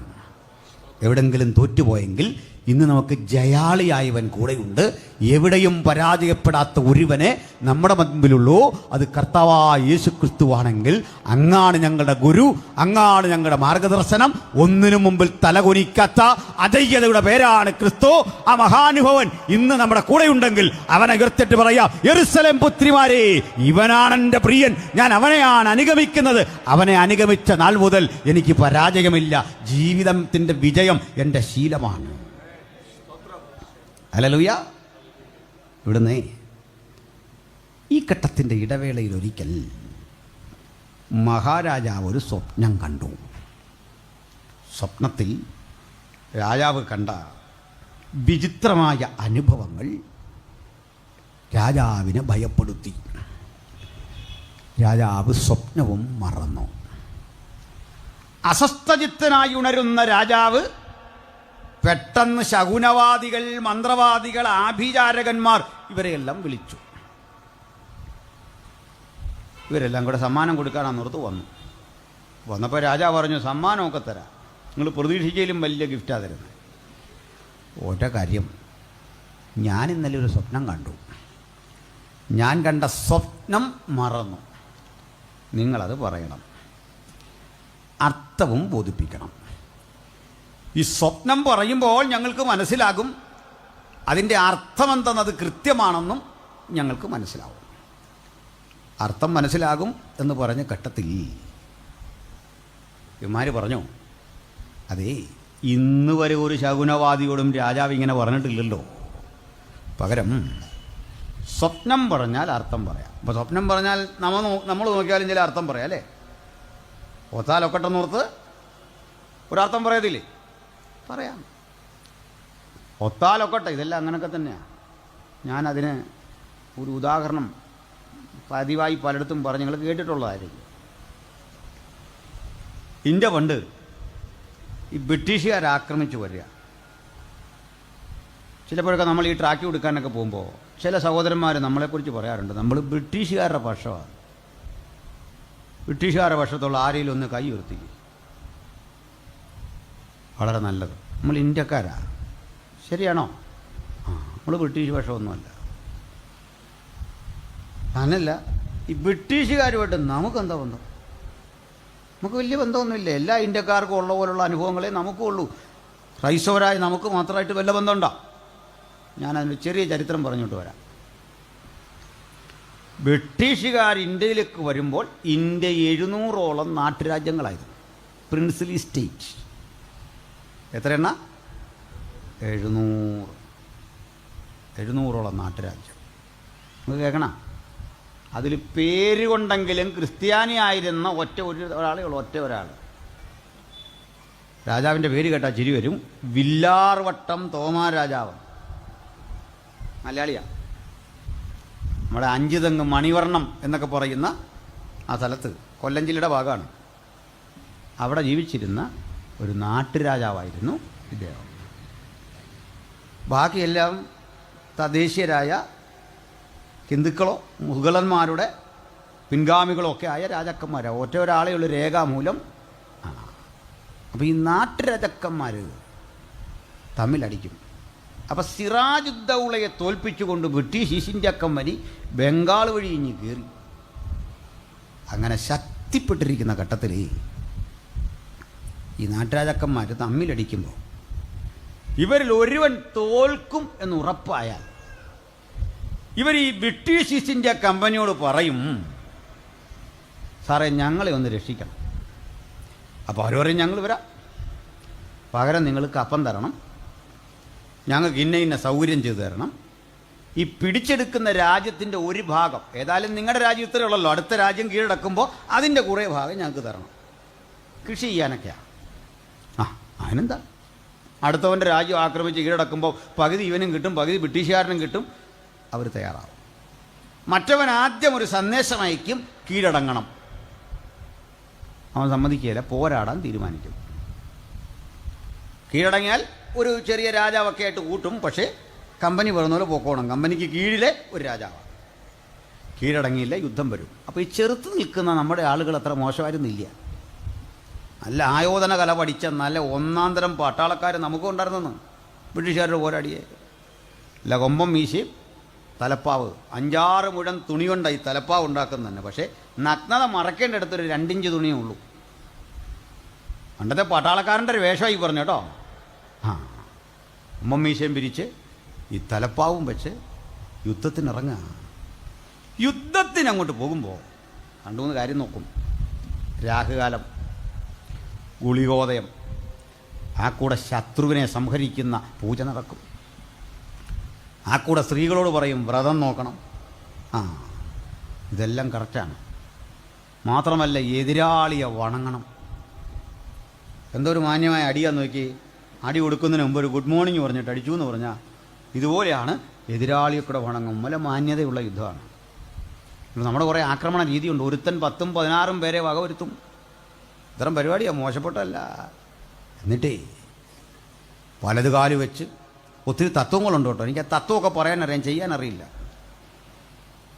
അപ്പോൾ ഗജവടിവിൽ നിവർന്ന് സിംഹത്തഞ്ചം പിടിച്ച്, ഗജവടിവെന്ന് പറഞ്ഞ ആന നിൽക്കുന്ന പോലെ അങ്ങോട്ട് നിവർന്നിട്ട് സിംഹത്തഞ്ചം പിടിച്ച് സിംഹം ആക്രമിക്കാൻ ചൊല്ലുന്ന ചെന്ന് ചീറിയെടുക്കണം. സംഗതിയെല്ലാം കറക്റ്റായിരുന്നു. പക്ഷേ ഈ ഗജവടി എന്താ, സിംഹത്തഞ്ചം എന്താ, രാഹുകാലം എന്താണെന്നറിയാത്ത സായിപ്പ് തോക്കെടുത്ത് കാച്ചി.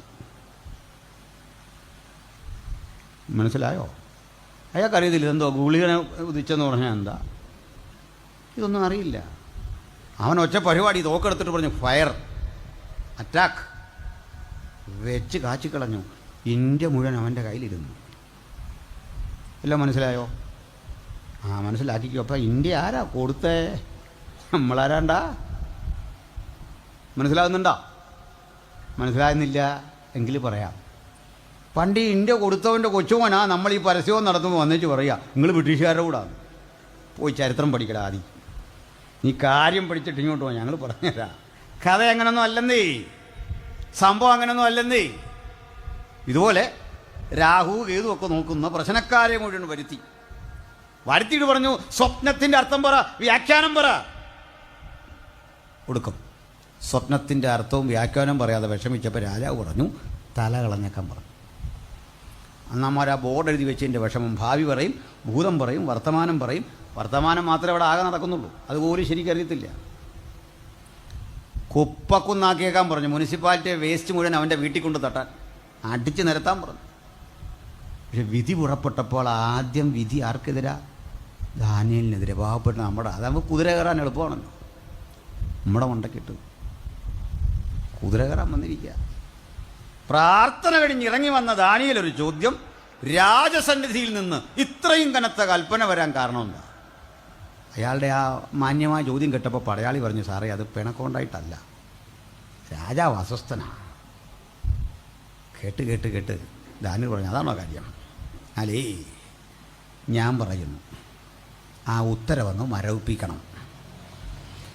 രാജാവിട്ട ഉത്തരവ് മരവിപ്പിക്കാൻ പ്രാർത്ഥനയുടെ മുഴങ്കാലിൽ യുദ്ധം ചെയ്തവന് അധികാരമുണ്ട്.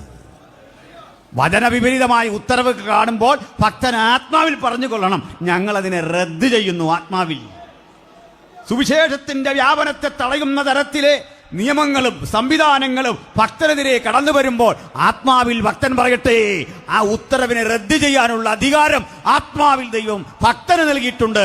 ആത്മാവിന്റെ ആ വലിയ അനുഗ്രഹമാണ്, അഭിഷേകമാണ്, നിയോഗമാണ് പ്രതിസന്ധികളെ അതിജീവിക്കാൻ നമ്മെ ഇതുവരെ പ്രാപ്തരാക്കിയതെങ്കിൽ വരും കാലഘട്ടത്തിൽ നാടിന്റെ ചിത്രം മാറ്റിവരയ്ക്കാൻ നമ്മുടെ ദൈവം മതിയായവൻ. വിശ്വാസത്തോടെ നമുക്ക് വീണ്ടും ട്രാക്കി കൊടുക്കണം, വിശ്വാസത്തോടെ വീണ്ടും പ്രസംഗിക്കണം, വിശ്വാസത്തോടെ വീണ്ടും പരസ്യം നടത്തണം.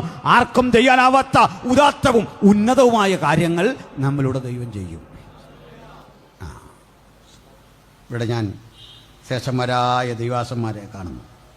ദൈവാസന്മാരെ നമ്മുടെയൊക്കെ ചർച്ചിൽ 8ഉം 10ഉം 15ഉം 50ഉം 100ഉം ഒക്കെ പേരുണ്ട്. ഇങ്ങോട്ട് മാറിയാൽ അങ്ങോട്ട് മാറിയാൽ 100 കണക്കിന് പേരുണ്ട്, 1000കണക്കിനുള്ളവരുണ്ട്. തെറ്റിദ്ധരിക്കല്ലേ, ഇതൊന്നും നമ്മൾ ട്രാക്ട് കൊടുത്തോ നമ്മൾ പ്രസംഗിച്ചോ ഒന്നും വന്നവരല്ല. നമ്മുടെ പൂർവികർ ഈ ബൈബിളൊന്ന് വെക്കാൻ സൗകര്യമില്ലാതെ, ഒരു ചായ കുടിക്കാൻ സൗകര്യമില്ലാതെ, കല്ലീറ് കൊണ്ടും വേദനിച്ചും ഇതുവഴി തലങ്ങും വിലങ്ങും നടന്നു. അന്നവർ വിതച്ചത് കൊയ്യാനാ നമ്മളെവിടെ വിട്ടിരിക്കുന്നത്. അതുകൊണ്ട് ഉത്തരവാദിത്തമില്ല ഇരിക്കണ്ട. ഇന്നീ ചെയ്യുന്നതിൻ്റെയൊക്കെ പ്രതിഫലം അത് കൊയ്തെടുക്കാൻ ഒരു പുതുതലമുറ ഈ പെരുവഴിയിലൂടെ വരും. ഉറപ്പാക്കി വെച്ചിട്ടേ പോകാവൂ. ഈ യോഗത്തിൻ്റെ ഗുണം ഇന്നല്ല, അതിൻ്റെ ഫലം കൊയ്യാൻ ഒരു പുതുതലമുറ ഇതുവഴി വരുമെന്ന് വിശ്വാസത്താൽ കണ്ടിട്ട് ഭക്തൻ പൂർവികർ ചെയ്ത ആ മനോഹരമായ അനുഭവങ്ങൾക്ക് നന്ദി പറഞ്ഞിട്ട് നിരാശയില്ലാതെ പറയാ, എൻ്റെ പിതാക്കന്മാർ ഇവിടെ വിതച്ച വചനമിതാ ഫലം കായ്ച്ചിരിക്കുന്നു. അത് കൊയ്തെടുക്കുമ്പോൾ ഒരു കാര്യം ഉറപ്പ്, വിശ്വാസത്താൽ അത് വിതയ്ക്കുന്നൊരു പുതുതലമുറയുടെ ഭാഗമാക്കി അടിയനെയും നിയോഗിച്ചത് കൊണ്ട് സ്തോത്രം, സ്തോത്രം, സ്തോത്രം. ഹല്ലേലൂയ. അങ്ങനെ ദാനിയേൽ പറഞ്ഞത് നിർത്ത്. ദാനിയേൽ പറഞ്ഞതുപോലെ ഉത്തരവും അറിയിപ്പിച്ചു. ദാനിയേൽ അങ്ങ് ചെന്നു. രാജാവ് എൻ്റെ മുമ്പിൽ വണങ്ങിയിട്ട് പറഞ്ഞു, രാജാവേ, നീ കണ്ട സ്വപ്നം ഒരു വലിയ ബിംബം, സമ്മിശ്രലോഹ ബിംബമാണ്. ബിംബത്തിൻ്റെ തല തങ്കം കൊണ്ട്, നെഞ്ചും കൈയും വെള്ളി കൊണ്ട്, വയറും അരയും താമ്രം കൊണ്ട്, തുട ഇരുമ്പ് കൊണ്ട്, കാൽ പാതി കളിമണ്ണും പാതി ഇരുമ്പും. രാജാവേ, തങ്കം കൊണ്ടുള്ള തല അങ്ങ് തന്നെയാണ്. ഇത്രയും ചിട്ടവട്ടങ്ങളുള്ള ഒരാഡംബര രാജ്യം ഇതിനു മുമ്പില്ല. പക്ഷെ ഇത് തകരും. നിന്നെക്കാൾ വീര്യം കുറഞ്ഞ മറ്റൊരു സാമ്രാജ്യം എഴുന്നേൽക്കും. അത് പേർഷ്യയാണ്. ബാബിലോണിന് ശേഷം പേർഷ്യയും, പേർഷ്യക്ക് ശേഷം മഹാനായ അലക്സാണ്ടർ ഗ്രീസും, ഒടുവിൽ കടുകട്ടിയായ ഇരുമ്പ് യുഗത്തിൻ്റെ ആവിർഭാവം റോമൻ ഭരണകൂടവും എഴുന്നേൽക്കും. ആ റോമിൽ നിന്ന് ഒരു പുതിയ വ്യവസ്ഥ രൂപപ്പെടും. കളിമണ്ണും ഇരുമ്പും ചേർന്ന പാദം. ഉറപ്പില്ലാത്ത, ദൃഢനിശ്ചയമില്ലാത്ത, നയവും പരിപാടിയുമില്ലാത്ത താൽക്കാലിക ഭരണകൂടങ്ങൾ വരും. അതിൻ്റെ കാലിലേക്ക് കൈ തൊടാതൊരു കല്ല് പാഞ്ഞു വന്നടിക്കും. കൈ തൊടാത്ത കല്ല് കണ്ട നിനക്ക് ഭയം വന്നേ. ആ കല്ല് അവിടെ ഇരുന്ന് വളരും. ആ കല്ലൊരു മഹാപർവ്വതമാകും. ആ കല്ലിൻ്റെ വിശദീകരണം പറഞ്ഞു കൊടുത്തു. രാജാവേ, ആ കല്ല് കൈ തൊട്ടതല്ല, അത് വളരുന്നു. അത് ജീവനുള്ള കല്ല. ആ ജീവനുള്ള കല്ലാരാണെന്നറിയാൻ പീലാത്തോസേ അങ്ങകലെ അരിമത്തയിലെ യോസേഫിന്റെ കല്ലറയിൽ ഒരു ലബോറട്ടറി ഓപ്പറേറ്റ് ചെയ്തിരുന്നു. ജീവനുണ്ടോ എന്ന് പരിശോധിക്കാം. ജീവനുള്ള കല്ലിനെ അതിനകത്താക്കിയിട്ട് ജീവനില്ലാത്ത കല്ലുകൊണ്ട് അതിനതിരിവച്ചടച്ച് പുറത്തേക്ക് വരാനുള്ള സാധ്യതയുടെ വഴി തടഞ്ഞപ്പോൾ പുറത്തു വച്ച കല്ലിന് ജീവനില്ലെങ്കിൽ അകത്തെ കല്ലിന് ജീവനുണ്ടായിരുന്നു. ആ കല്ല് ജീവന്റെ തുടിപ്പ് പ്രകടമാക്കിയപ്പോൾ പുറത്തെ കല്ല് ഉരുണ്ടുമാറി.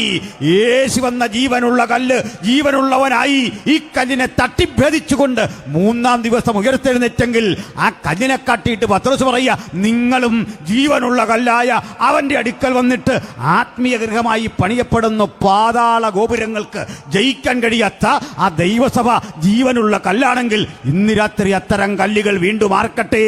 ഇതാ ജീവനുള്ള കല്ലായ ഞങ്ങൾ നിന്റെ അരികിലേക്ക് അടുത്തു വരുമ്പോൾ ആർക്കാൻ കഴിയാത്ത കല്ലുകളെ കണ്ടിട്ട് പറയുക, നിങ്ങൾ ആർക്കൊന്നില്ലെങ്കിൽ ജീവനുള്ള കല്ലുകൾ ആർക്കൊന്നൊരു കാലഘട്ടം വരുമെന്ന് പറയുമ്പോൾ ക്രിസ്ത്യാനിത്വം 120 മൈൽ കൊണ്ട് ഒതുങ്ങി നിൽക്കുകയാണെങ്കിൽ ഇന്നിതാ പ്രപഞ്ചത്തിന്റെ 5 വൻകരകളിലും ആർക്കുന്ന കല്ലുകൾ മറുപടി പറയുന്നു, അങ്ങ് മാത്രം രക്ഷകൻ, അങ്ങ് മാത്രം വിമോചകൻ, രക്ഷ അങ്ങയിൽ കൂടി മാത്രം. ആ സുവിശേഷത്തിന്റെ വിളംബരമാണ് ഞങ്ങൾ ഈ 2 രാത്രിയും ആവർത്തിക്കുന്നത്.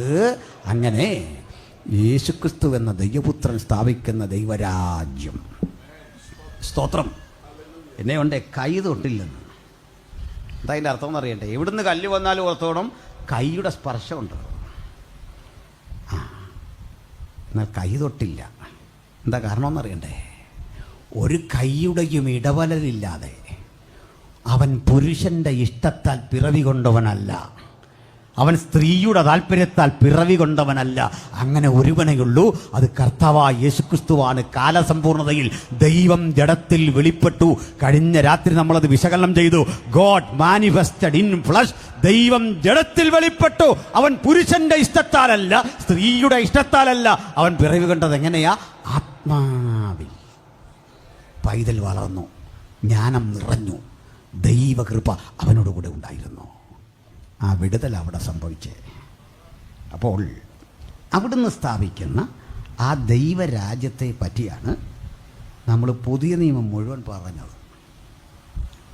ഈ പുതിയ നിയമത്തിൽ ഇത് പറയുമ്പോഴല്ല, ഉപമകൾ കൊണ്ടാണ് സംസാരിക്കുന്നത്. ഉപമകൾ കൊണ്ട് സംസാരിച്ച് ദൈവരാജ്യത്തെ ഇങ്ങനെ വിശകലനം ചെയ്യുമ്പോൾ ഇവർക്ക് പലർക്കും മനസ്സിലായില്ല. ഒടുവിൽ കർത്താവ് പറഞ്ഞു, ഇനി മുതൽ, ഇപ്പോൾ മുതൽ ഞാൻ സ്പഷ്ടമായിട്ടാണ് ഇനി ആ രാജ്യത്തെ പറ്റി പറയുന്നത്. അതിൻ്റെ ഏറ്റവും മികച്ച വിശദീകരണം കിടക്കുന്നത് വെളിപ്പാട് പുസ്തകത്തിലാണ്. എനിക്ക് അങ്ങോട്ടൂടെ കടന്ന് ഒന്ന് കൺക്ലൂഡ് ചെയ്യണം. കാരണം ഈ വിഷയം വളരെ വിശാലമാണ്, ഒട്ടേറെ അടരുകളുള്ള ഒരു വിഷയമാണ്. നിർദ്ദിഷ്ട സമയത്തിനുള്ളിൽ അത് തീർക്കുകയും ചെയ്യണം. ശ്രദ്ധിക്കണേ പ്രിയരേ, ഈ 4 സാമ്രാജ്യങ്ങളിൽ ഒന്നാം സാമ്രാജ്യമായ ബാബിലോൺ ഇത്രയും കരുത്തുറ്റതായിരുന്നു. ലോകത്തിൽ ഇതുപോലൊരു രാഷ്ട്രമില്ല. ഒത്തിരി പറയാനുണ്ട്. ഞാനിതൊക്കെ ക്ലാസ്സുകളെടുത്ത് യൂട്യൂബിൽ ഇട്ടിട്ടുണ്ട്. 10-25 ക്ലാസ്സുകൾ അവിടെ കിടപ്പുണ്ട്. ആരൊക്കെയോ ഇട്ടിട്ടുണ്ട്. അങ്ങനെ കിടക്കുന്ന ഇത് നിങ്ങൾ യൂട്യൂബിൽ ഇട്ടു എന്ന് ഓർത്ത് കുഴപ്പമൊന്നുമില്ല. കഴിവതും ഈ ഇടുന്ന ടൈറ്റിൽ ഇച്ചിരി വൃത്തിയായിരിക്കണം, അതേ ഉള്ളൂ.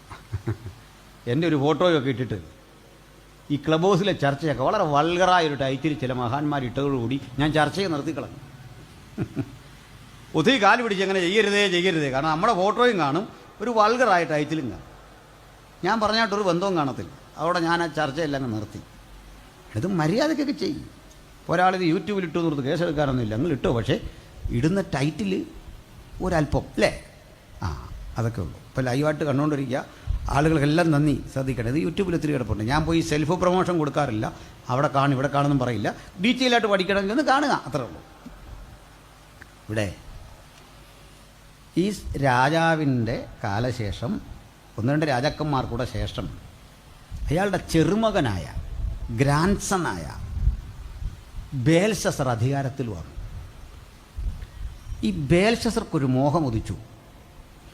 തൊട്ടടുത്ത് കിടക്കുന്ന പേർഷ്യ ആക്രമിച്ച് കീഴടക്കണം. പേർഷ്യ എന്ന് പറഞ്ഞാൽ ഇന്നത്തെ ഇറാൻ. അങ്ങനെയാണ്. ഇറാൻ ആക്രമിക്കാൻ താല്പര്യമെടുത്തു അന്നത്തെ ഇറാഖിലെ ചക്രവർത്തി, ബാബിലോണിയൻ ചക്രവർത്തി. ഇത് അങ്ങ് പേർഷ്യക്കാരൻ അറിഞ്ഞു. അയാളുടെ പേര് കോരസ് എന്നായിരുന്നു. കോരസ്, സൈറസ് എന്ന് ഇംഗ്ലീഷിൽ. സൈറസിന് മനസ്സിലായി, ബാബിലോന്യ ചക്രവർത്തി എന്നെ ആക്രമിക്കാൻ വന്നാൽ ഞാൻ തോറ്റുപോകുന്ന ഉറപ്പുണ്ട്. എന്ത് ചെയ്യണം? ഒന്നില്ല, അങ്ങ് വിട്ടുകൊടുത്തിട്ട് കീഴടങ്ങിയിരിക്കണം, അല്ലേ? വേറെ വഴിയില്ല. പക്ഷെ ഇയാൾ ചിന്തിച്ചത് കീഴടങ്ങാനല്ല, പുതിയൊരു യുദ്ധമുറ.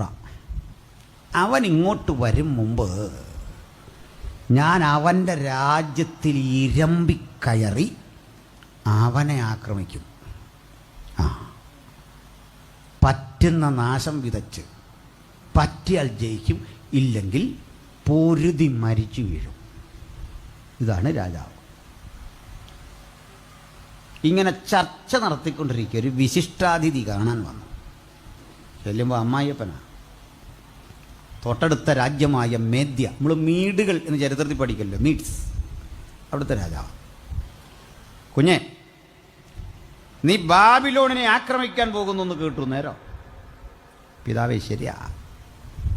87 അടി കനം, 100 അടി ഉയരമുള്ള പടുകൂറ്റൻ മതിൽ, 14.5 മൈൽ നീളം, 14.5 മൈൽ വീതി. ഞാൻ അളവ് പലതവണ കുറങ്ങടെ മനസ്സിൽ കിടക്കാനാട്ടാ. ഒരു പക്ഷിയും കുറുകപ്പറക്കാത്ത ജാഗ്രത, ചിട്ടയുള്ള പട്ടാളം, ഒരു രോമത്തിനും ഉന്നം പിഴക്കാത്ത കരുത്തരായ സൈനികർ. ഇവരുള്ള സ്ഥലത്തെ നീ അങ്ങനെ പോകും? പ്രഭോ, പൊരുതി മരിക്കാനാ പോകുന്നത്. കേട്ട് കാർന്നവർ പറഞ്ഞു, നീ അങ്ങനെ മരിക്കുകയൊന്നും വേണ്ട. നീയേ തോൽക്കത്തൊന്നുമില്ല. യുദ്ധം നീയേ ജയിക്കൂ, ഞാനും വരും നിൻ്റെ കൂടെ, എൻ്റെ സൈന്യം. പുള്ളി പറഞ്ഞു, വേണ്ട, ഞാൻ പോയി കഴിഞ്ഞാൽ അങ്ങയുടെ മകളും കുഞ്ഞുങ്ങളും ഈ രാജ്യവും നീ നോക്കണം. അങ്ങയുടെ കയ്യിൽ തന്നിട്ടാ പോന്നേ. തോറ്റാൽ, പരാജയപ്പെട്ടാൽ അങ്ങിതെടുത്തുകൊള്ളണം. അദ്ദേഹം പറഞ്ഞു, കുഞ്ഞേ, ഈ അപ്പൻ ജീവിതം എത്ര കണ്ടതാ, നീ തോൽക്കില്ല. എന്താ കാര്യം എന്നറിയില്ല. ഒരു പക്ഷിയും പറന്നിറങ്ങാത്ത അവൻ്റെ രാജ്യത്തിൽ നുഴഞ്ഞു കിടക്കാൻ ഞാനൊരു രഹസ്യ വഴി കണ്ടു. അതെങ്ങനെ? കേൾക്ക്. അവൻ്റെ രാജ്യത്തിൻ്റെ ഒത്ത നടുവിലൂടെ ഒഴുകുന്ന യൂഫ്രട്ടീസ് നദിയിലേ, അത് ഞാൻ ചിറകെട്ടി വറ്റിച്ചു വെള്ളം ഗതി തിരിച്ചു വിട്ടു. ഉണങ്ങിയ നദിയുടെ രണ്ടു വശത്തുകൂടി പടയാളികൾ ഒട്ടകപ്പുറത്തും കുതിരപ്പുറത്തും കഴുതപ്പുറത്തും ആയുധങ്ങൾ വച്ച് കെട്ടി സുഗന്ധ വ്യാപാരികളുടെ വേഷത്തിൽ അകത്ത് കടന്നു. അവരെ ഒരു വിസിൽ മുഴങ്ങേണ്ട താമസം അടി വരാൻ പോവാ. കേൾക്കുന്നുണ്ടോ? ചെറുപ്പക്കാരുണ്ടേ കേട്ടോ, പെണ്ണ് കെട്ടുകയാണെ ഇത്തരം വീട്ടിൽ നിന്ന് കെട്ടിക്കോണം. ഞാൻ ഇന്നും രാവിലെ ഒരുത്തനോട് പറഞ്ഞു പെണ്ണ് കെട്ടാൻ. ഉണ്ടോ? അമ്മായിപ്പൻ ചെയ്ത പണിയുണ്ടോ? അല്ല, സൂപ്പർ അടി. ഒറ്റ വിസിൽ അടി വരാൻ പോവാണ്. സ്തോത്രം. അപ്പൻ്റെ ബുദ്ധി കണ്ട് അമ്പരന്ന് പോയി ചെറുപ്പക്കാരൻ. എന്നാലും പുള്ളി പറഞ്ഞു, ഞാനേ കാര്യമൊക്കെ നല്ല, പക്ഷേ ഈ ഒളിയുദ്ധം എനിക്ക് ബുദ്ധിമുട്ടാണ്. നേരെ വരും. അപ്പോഴങ്ങനെ പോരെ. ഇദ്ദേഹം നേരെ ഇങ്ങ് വരുമ്പോൾ 100 കതകം പ്രവേശന കവാടമുണ്ടല്ലോ, അത് മലർക്ക തുറന്നു കിടക്കുന്നു. ബൈബിളിൽ നിന്നുള്ള വായിച്ച് കേൾപ്പിക്കാം. ഇന്ത്യ പോയോ വായിച്ച ആൾ? നിർണായക സമയത്ത് സ്ഥലം വിട്ട് കളഞ്ഞു. യെശയ്യാപ്രവചനം 45:1 മുതൽ ഒന്ന് വായിച്ചുകൊള്ളൂ. 45:1 മുതൽ പെട്ടെന്ന് വായിക്കണം.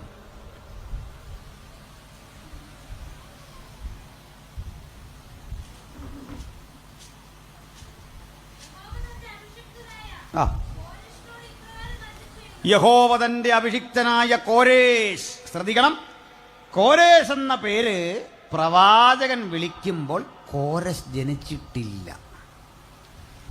കോരേശിൻ്റെ അപ്പൻ ജനിച്ചിട്ടുണ്ട്, അപ്പനും ജനിച്ചിട്ടില്ല, മുത്തശ്ശൻ ജനിച്ചിട്ടുണ്ട്. ഏതാണ്ട് 120 കൊല്ലം മുമ്പായി ഈ വിളിയുന്നു സംഭവത്തിൻ്റെ. അപ്പോൾ 1 നൂറ്റാണ്ടിന് ശേഷം ജനിക്കാനിരിക്കുന്ന രാജാവിൻ്റെ പേര് മുൻകൂട്ടി വിളിച്ച പുസ്തക വിശുദ്ധ ബൈബിൾ. ആ പ്രവചനത്തിൻ്റെ സത്യത്തിൻ്റെ നിറവില ഞങ്ങൾ ഇന്ന് സുവിശേഷം പ്രസംഗിക്കുന്നതെങ്കിൽ ഈ പുസ്തകം കാലത്തെ അതിജീവിച്ച ഉജ്ജ്വല ഗ്രന്ഥമാണെന്നുള്ള കാര്യം മനസ്സിലാക്കിക്കൊള്ളണം. രാജ്യം ഭരിക്കാൻ പോകുന്ന ഒരു ചക്രവർത്തിയുടെ പേര് മുൻകൂട്ടി വിളിച്ചിട്ട് കൃത്യം പറഞ്ഞു കൊടുക്കുക. യഹോവ തന്റെ അഭിഷിക്തനായ കോരേശിനോട് ഇപ്രകാരം അരുളി ചെയ്യുന്നു. പിന്നെ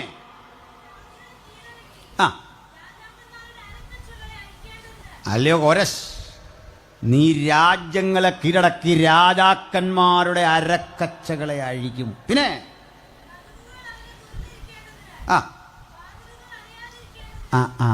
കേട്ടോ, കതകുകൾ നിന്റെ മുമ്പാകെ തുറന്നിരിക്കേണ്ടതിന്, വാതിലുകൾ അടയാതിരിക്കേണ്ടതിന് ഞാൻ നിന്റെ വലങ്കരം പിടിച്ചിരിക്കുന്നു.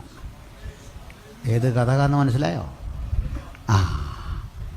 ഈ ബാബിലോന്യ കോട്ടയ്ക്ക് അടിസ്ഥാനമിടുന്നവൻ ജനിക്കും മുമ്പേ, തച്ചുശാസ്ത്ര വിദഗ്ധൻ ഇതിന് നേതൃത്വം കൊടുക്കും മുമ്പേ, ഇതിൽ കട്ടളയും ഓടാമ്പലും ഒക്കെ വച്ചു പിടിപ്പിക്കുന്ന ആ പണി ചെയ്യുന്ന വിദഗ്ധന്മാർ ജനിക്കും മുമ്പ് ആത്മാവിൽ കണ്ടിട്ട് യെശയ്യാ പറയുക, ഞാൻ നിനക്ക് മുമ്പായി അങ്ങ് ചെല്ലും, ഞാൻ നിന്റെ വലങ്കരത്തിൽ കടന്നു പിടിക്കും. നീ ചെല്ലുമ്പോൾ കതകുകൾ അടയാതിരിക്കേണ്ടതിന്, വാതിലുകൾ തുറന്നിരിക്കേണ്ടതിന് ഞാൻ നിന്റെ വലങ്കൈ പിടിച്ചിരിക്കുന്നു. പിന്നെ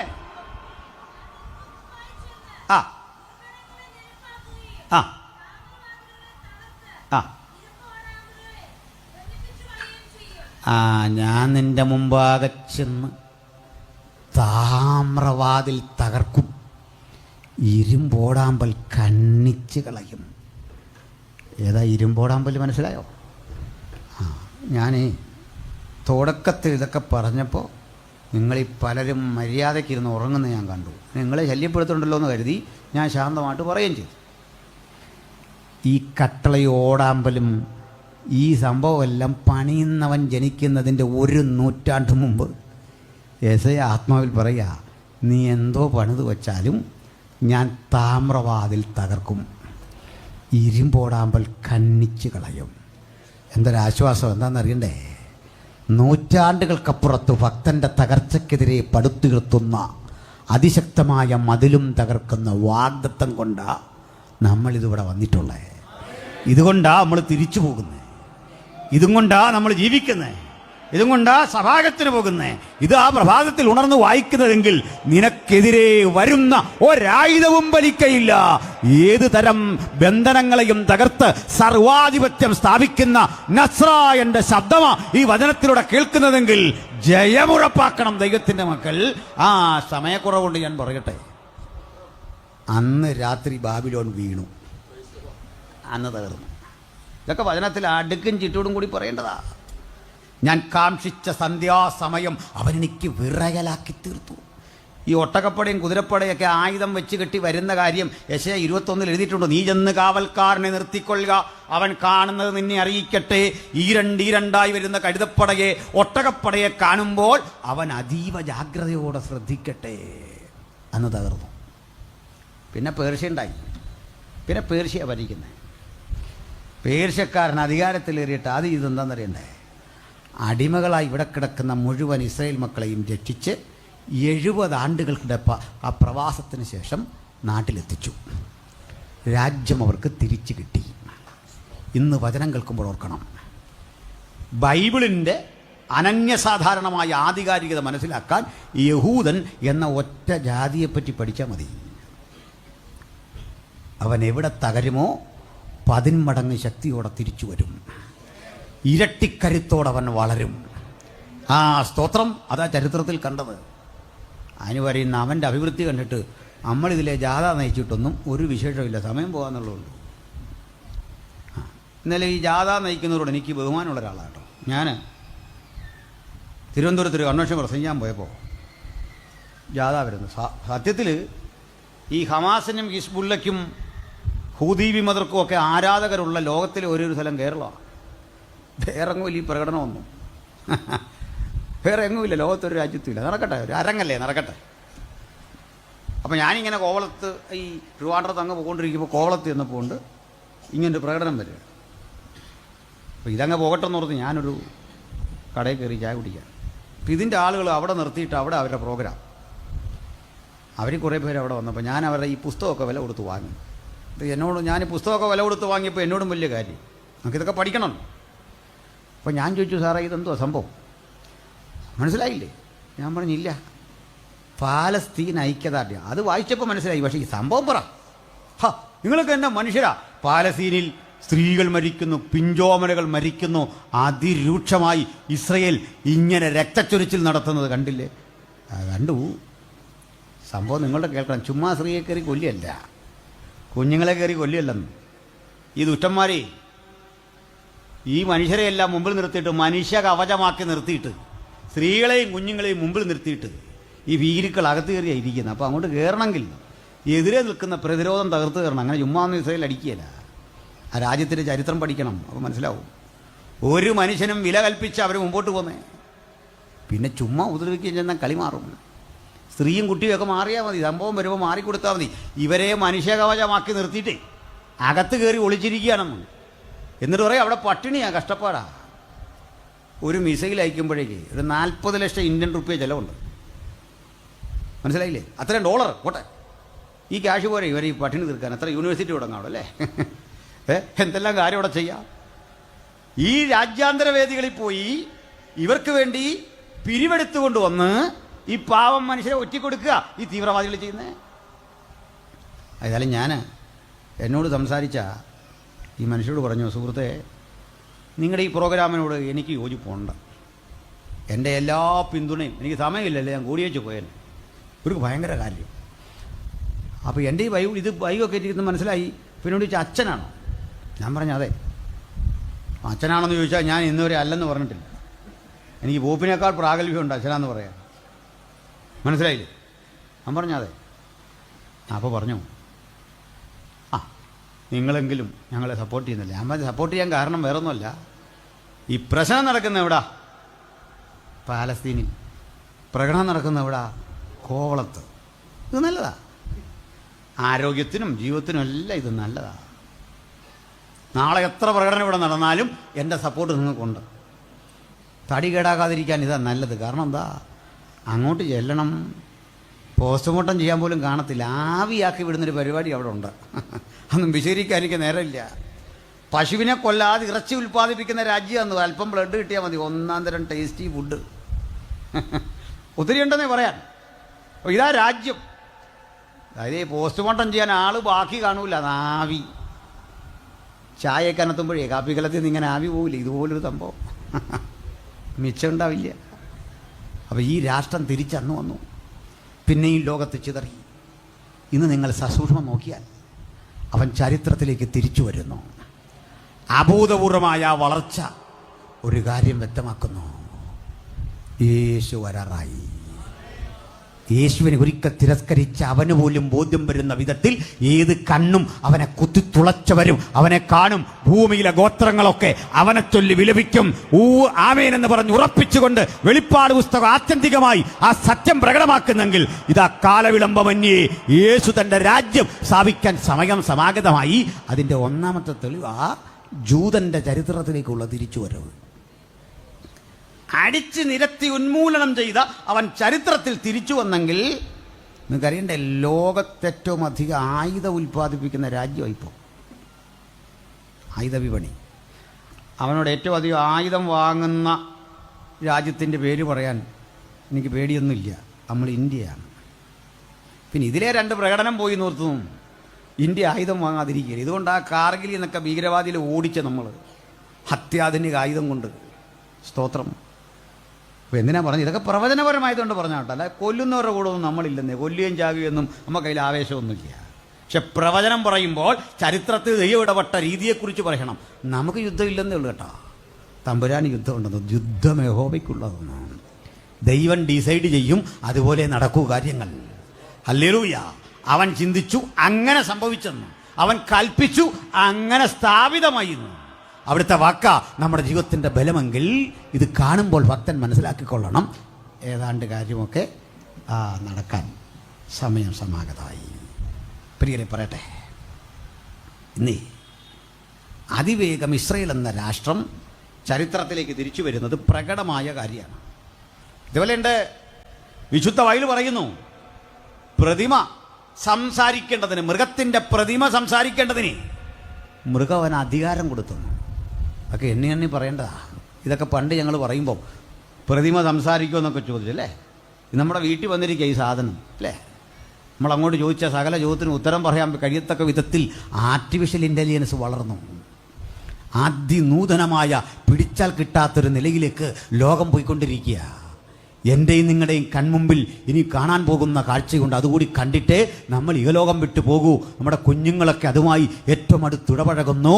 666 എന്ന മാന്ത്രിക സംഖ്യയിലൂടെ ഉലകത്തെ മുഴുവൻ കൺട്രോൾ ചെയ്യുന്ന ഒരേകാധിപതി മറുഭാഗത്ത് ശക്തമായിക്കൊണ്ടിരിക്കുന്നു.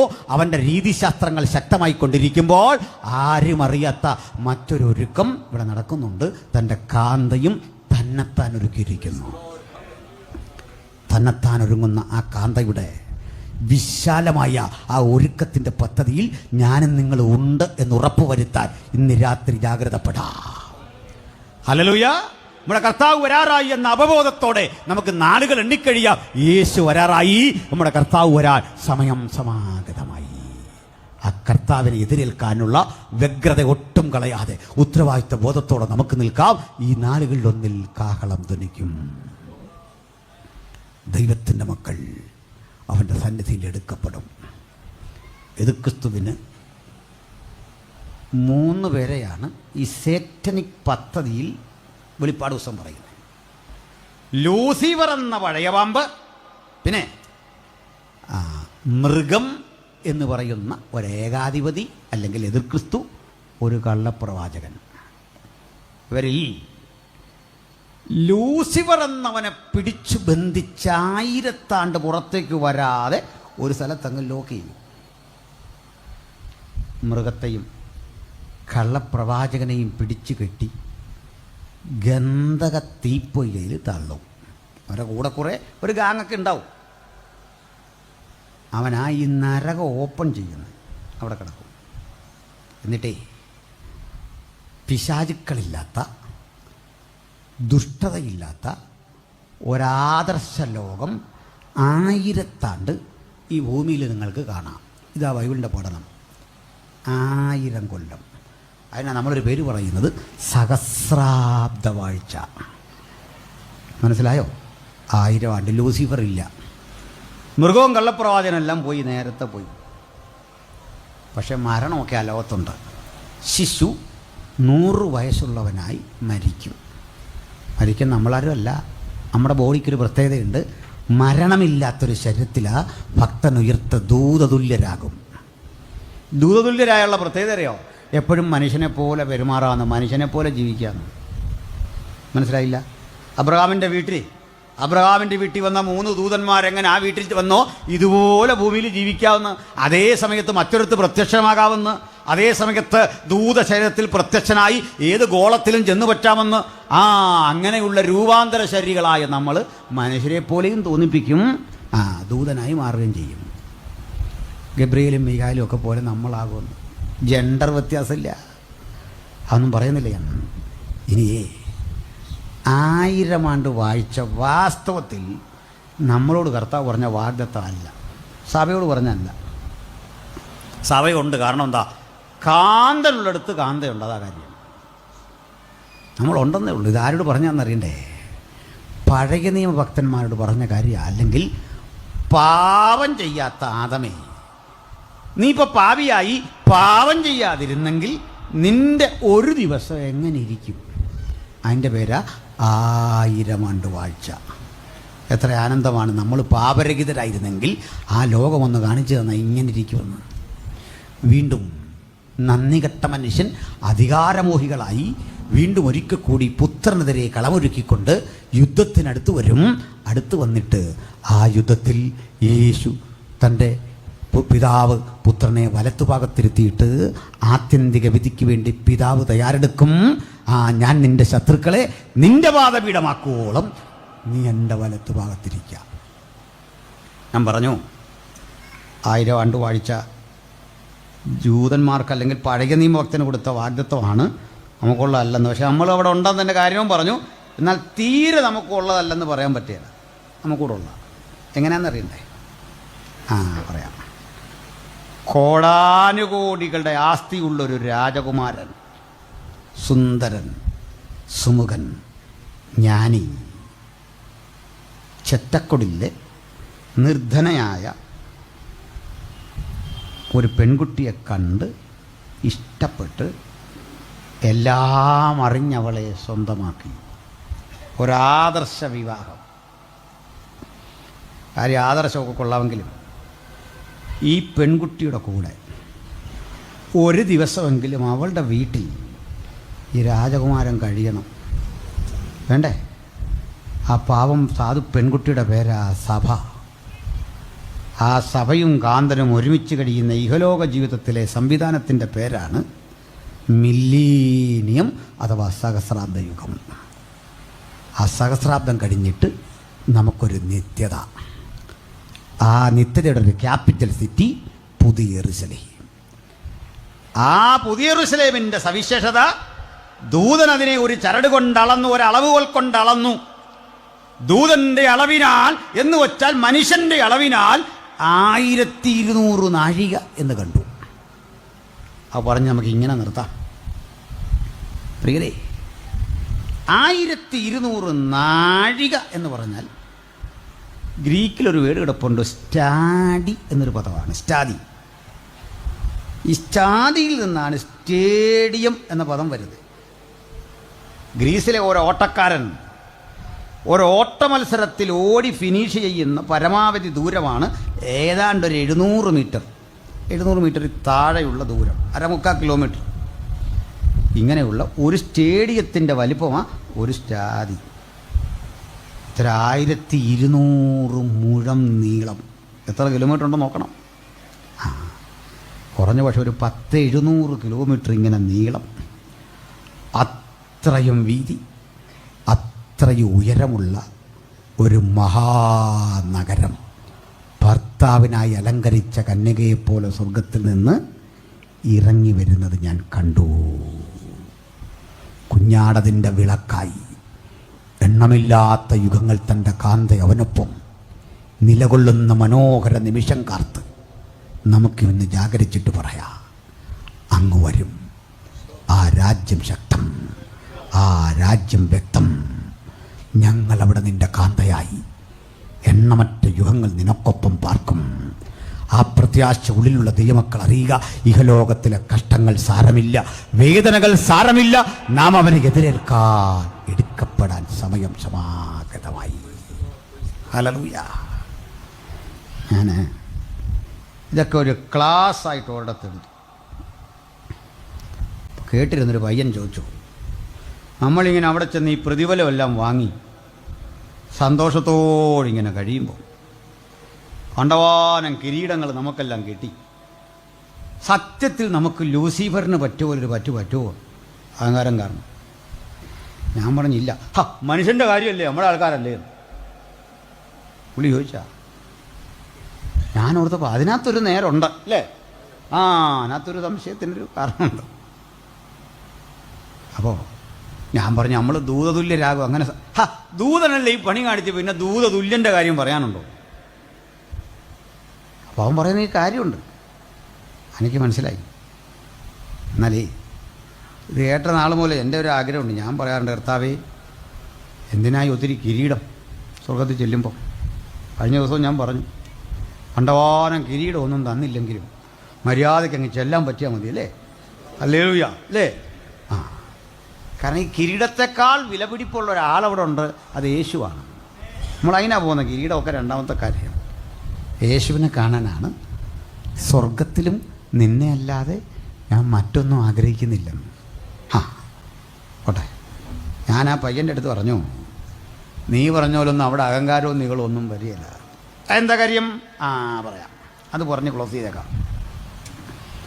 നമ്മളൊക്കെ രൂപാന്തര ശരീരികളായി വലിയ ട്രാൻസ്ഫോർമേഷൻ നമുക്ക് നടന്നെങ്കിലും ഇന്നലെയും ഇന്നും എന്നേക്കും അനന്യനായ ഒരാളെ അവിടെ കാണാം. അത് ദൈവപുത്രനാണ്. ദൈവപുത്രനൊരു പ്രത്യേകതയുണ്ട്. ആ കയ്യിലെ കഴിഞ്ഞ രാത്രി ഞാൻ ഉറപ്പില്ലേ, ആ മുറിവിനെ ഒരു കുറവില്ല, ആ മുറിവ് അവിടെ കാണും. സ്വർഗത്തിൽ ചെല്ലുമ്പോൾ യേശുവിൻ്റെ കയ്യിലെ മുറിവ് ഉറപ്പാണെന്ന് സംശയം വേണ്ടെന്ന്. എന്താ കാര്യം? ഇതേ തോറ്റു തുന്നം പാടിയവൻ്റെ ലക്ഷണമല്ലേ മുറിവ്. ജയാളിയുടെ മുറിവായത്, ജയമെടുത്തവൻ്റെ മുറിവാ.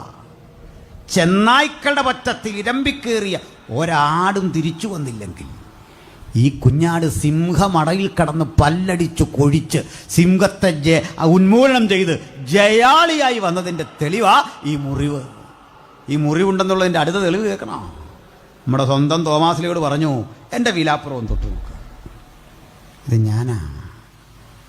നമുക്ക് നികളം വരുമ്പോഴൊക്കെ അങ്ങനെ ഒരു തോന്നലെങ്കിലും വന്നു പോയാൽ ആ കരമുയർത്തി ഇങ്ങനൊന്ന് കാണിക്കും.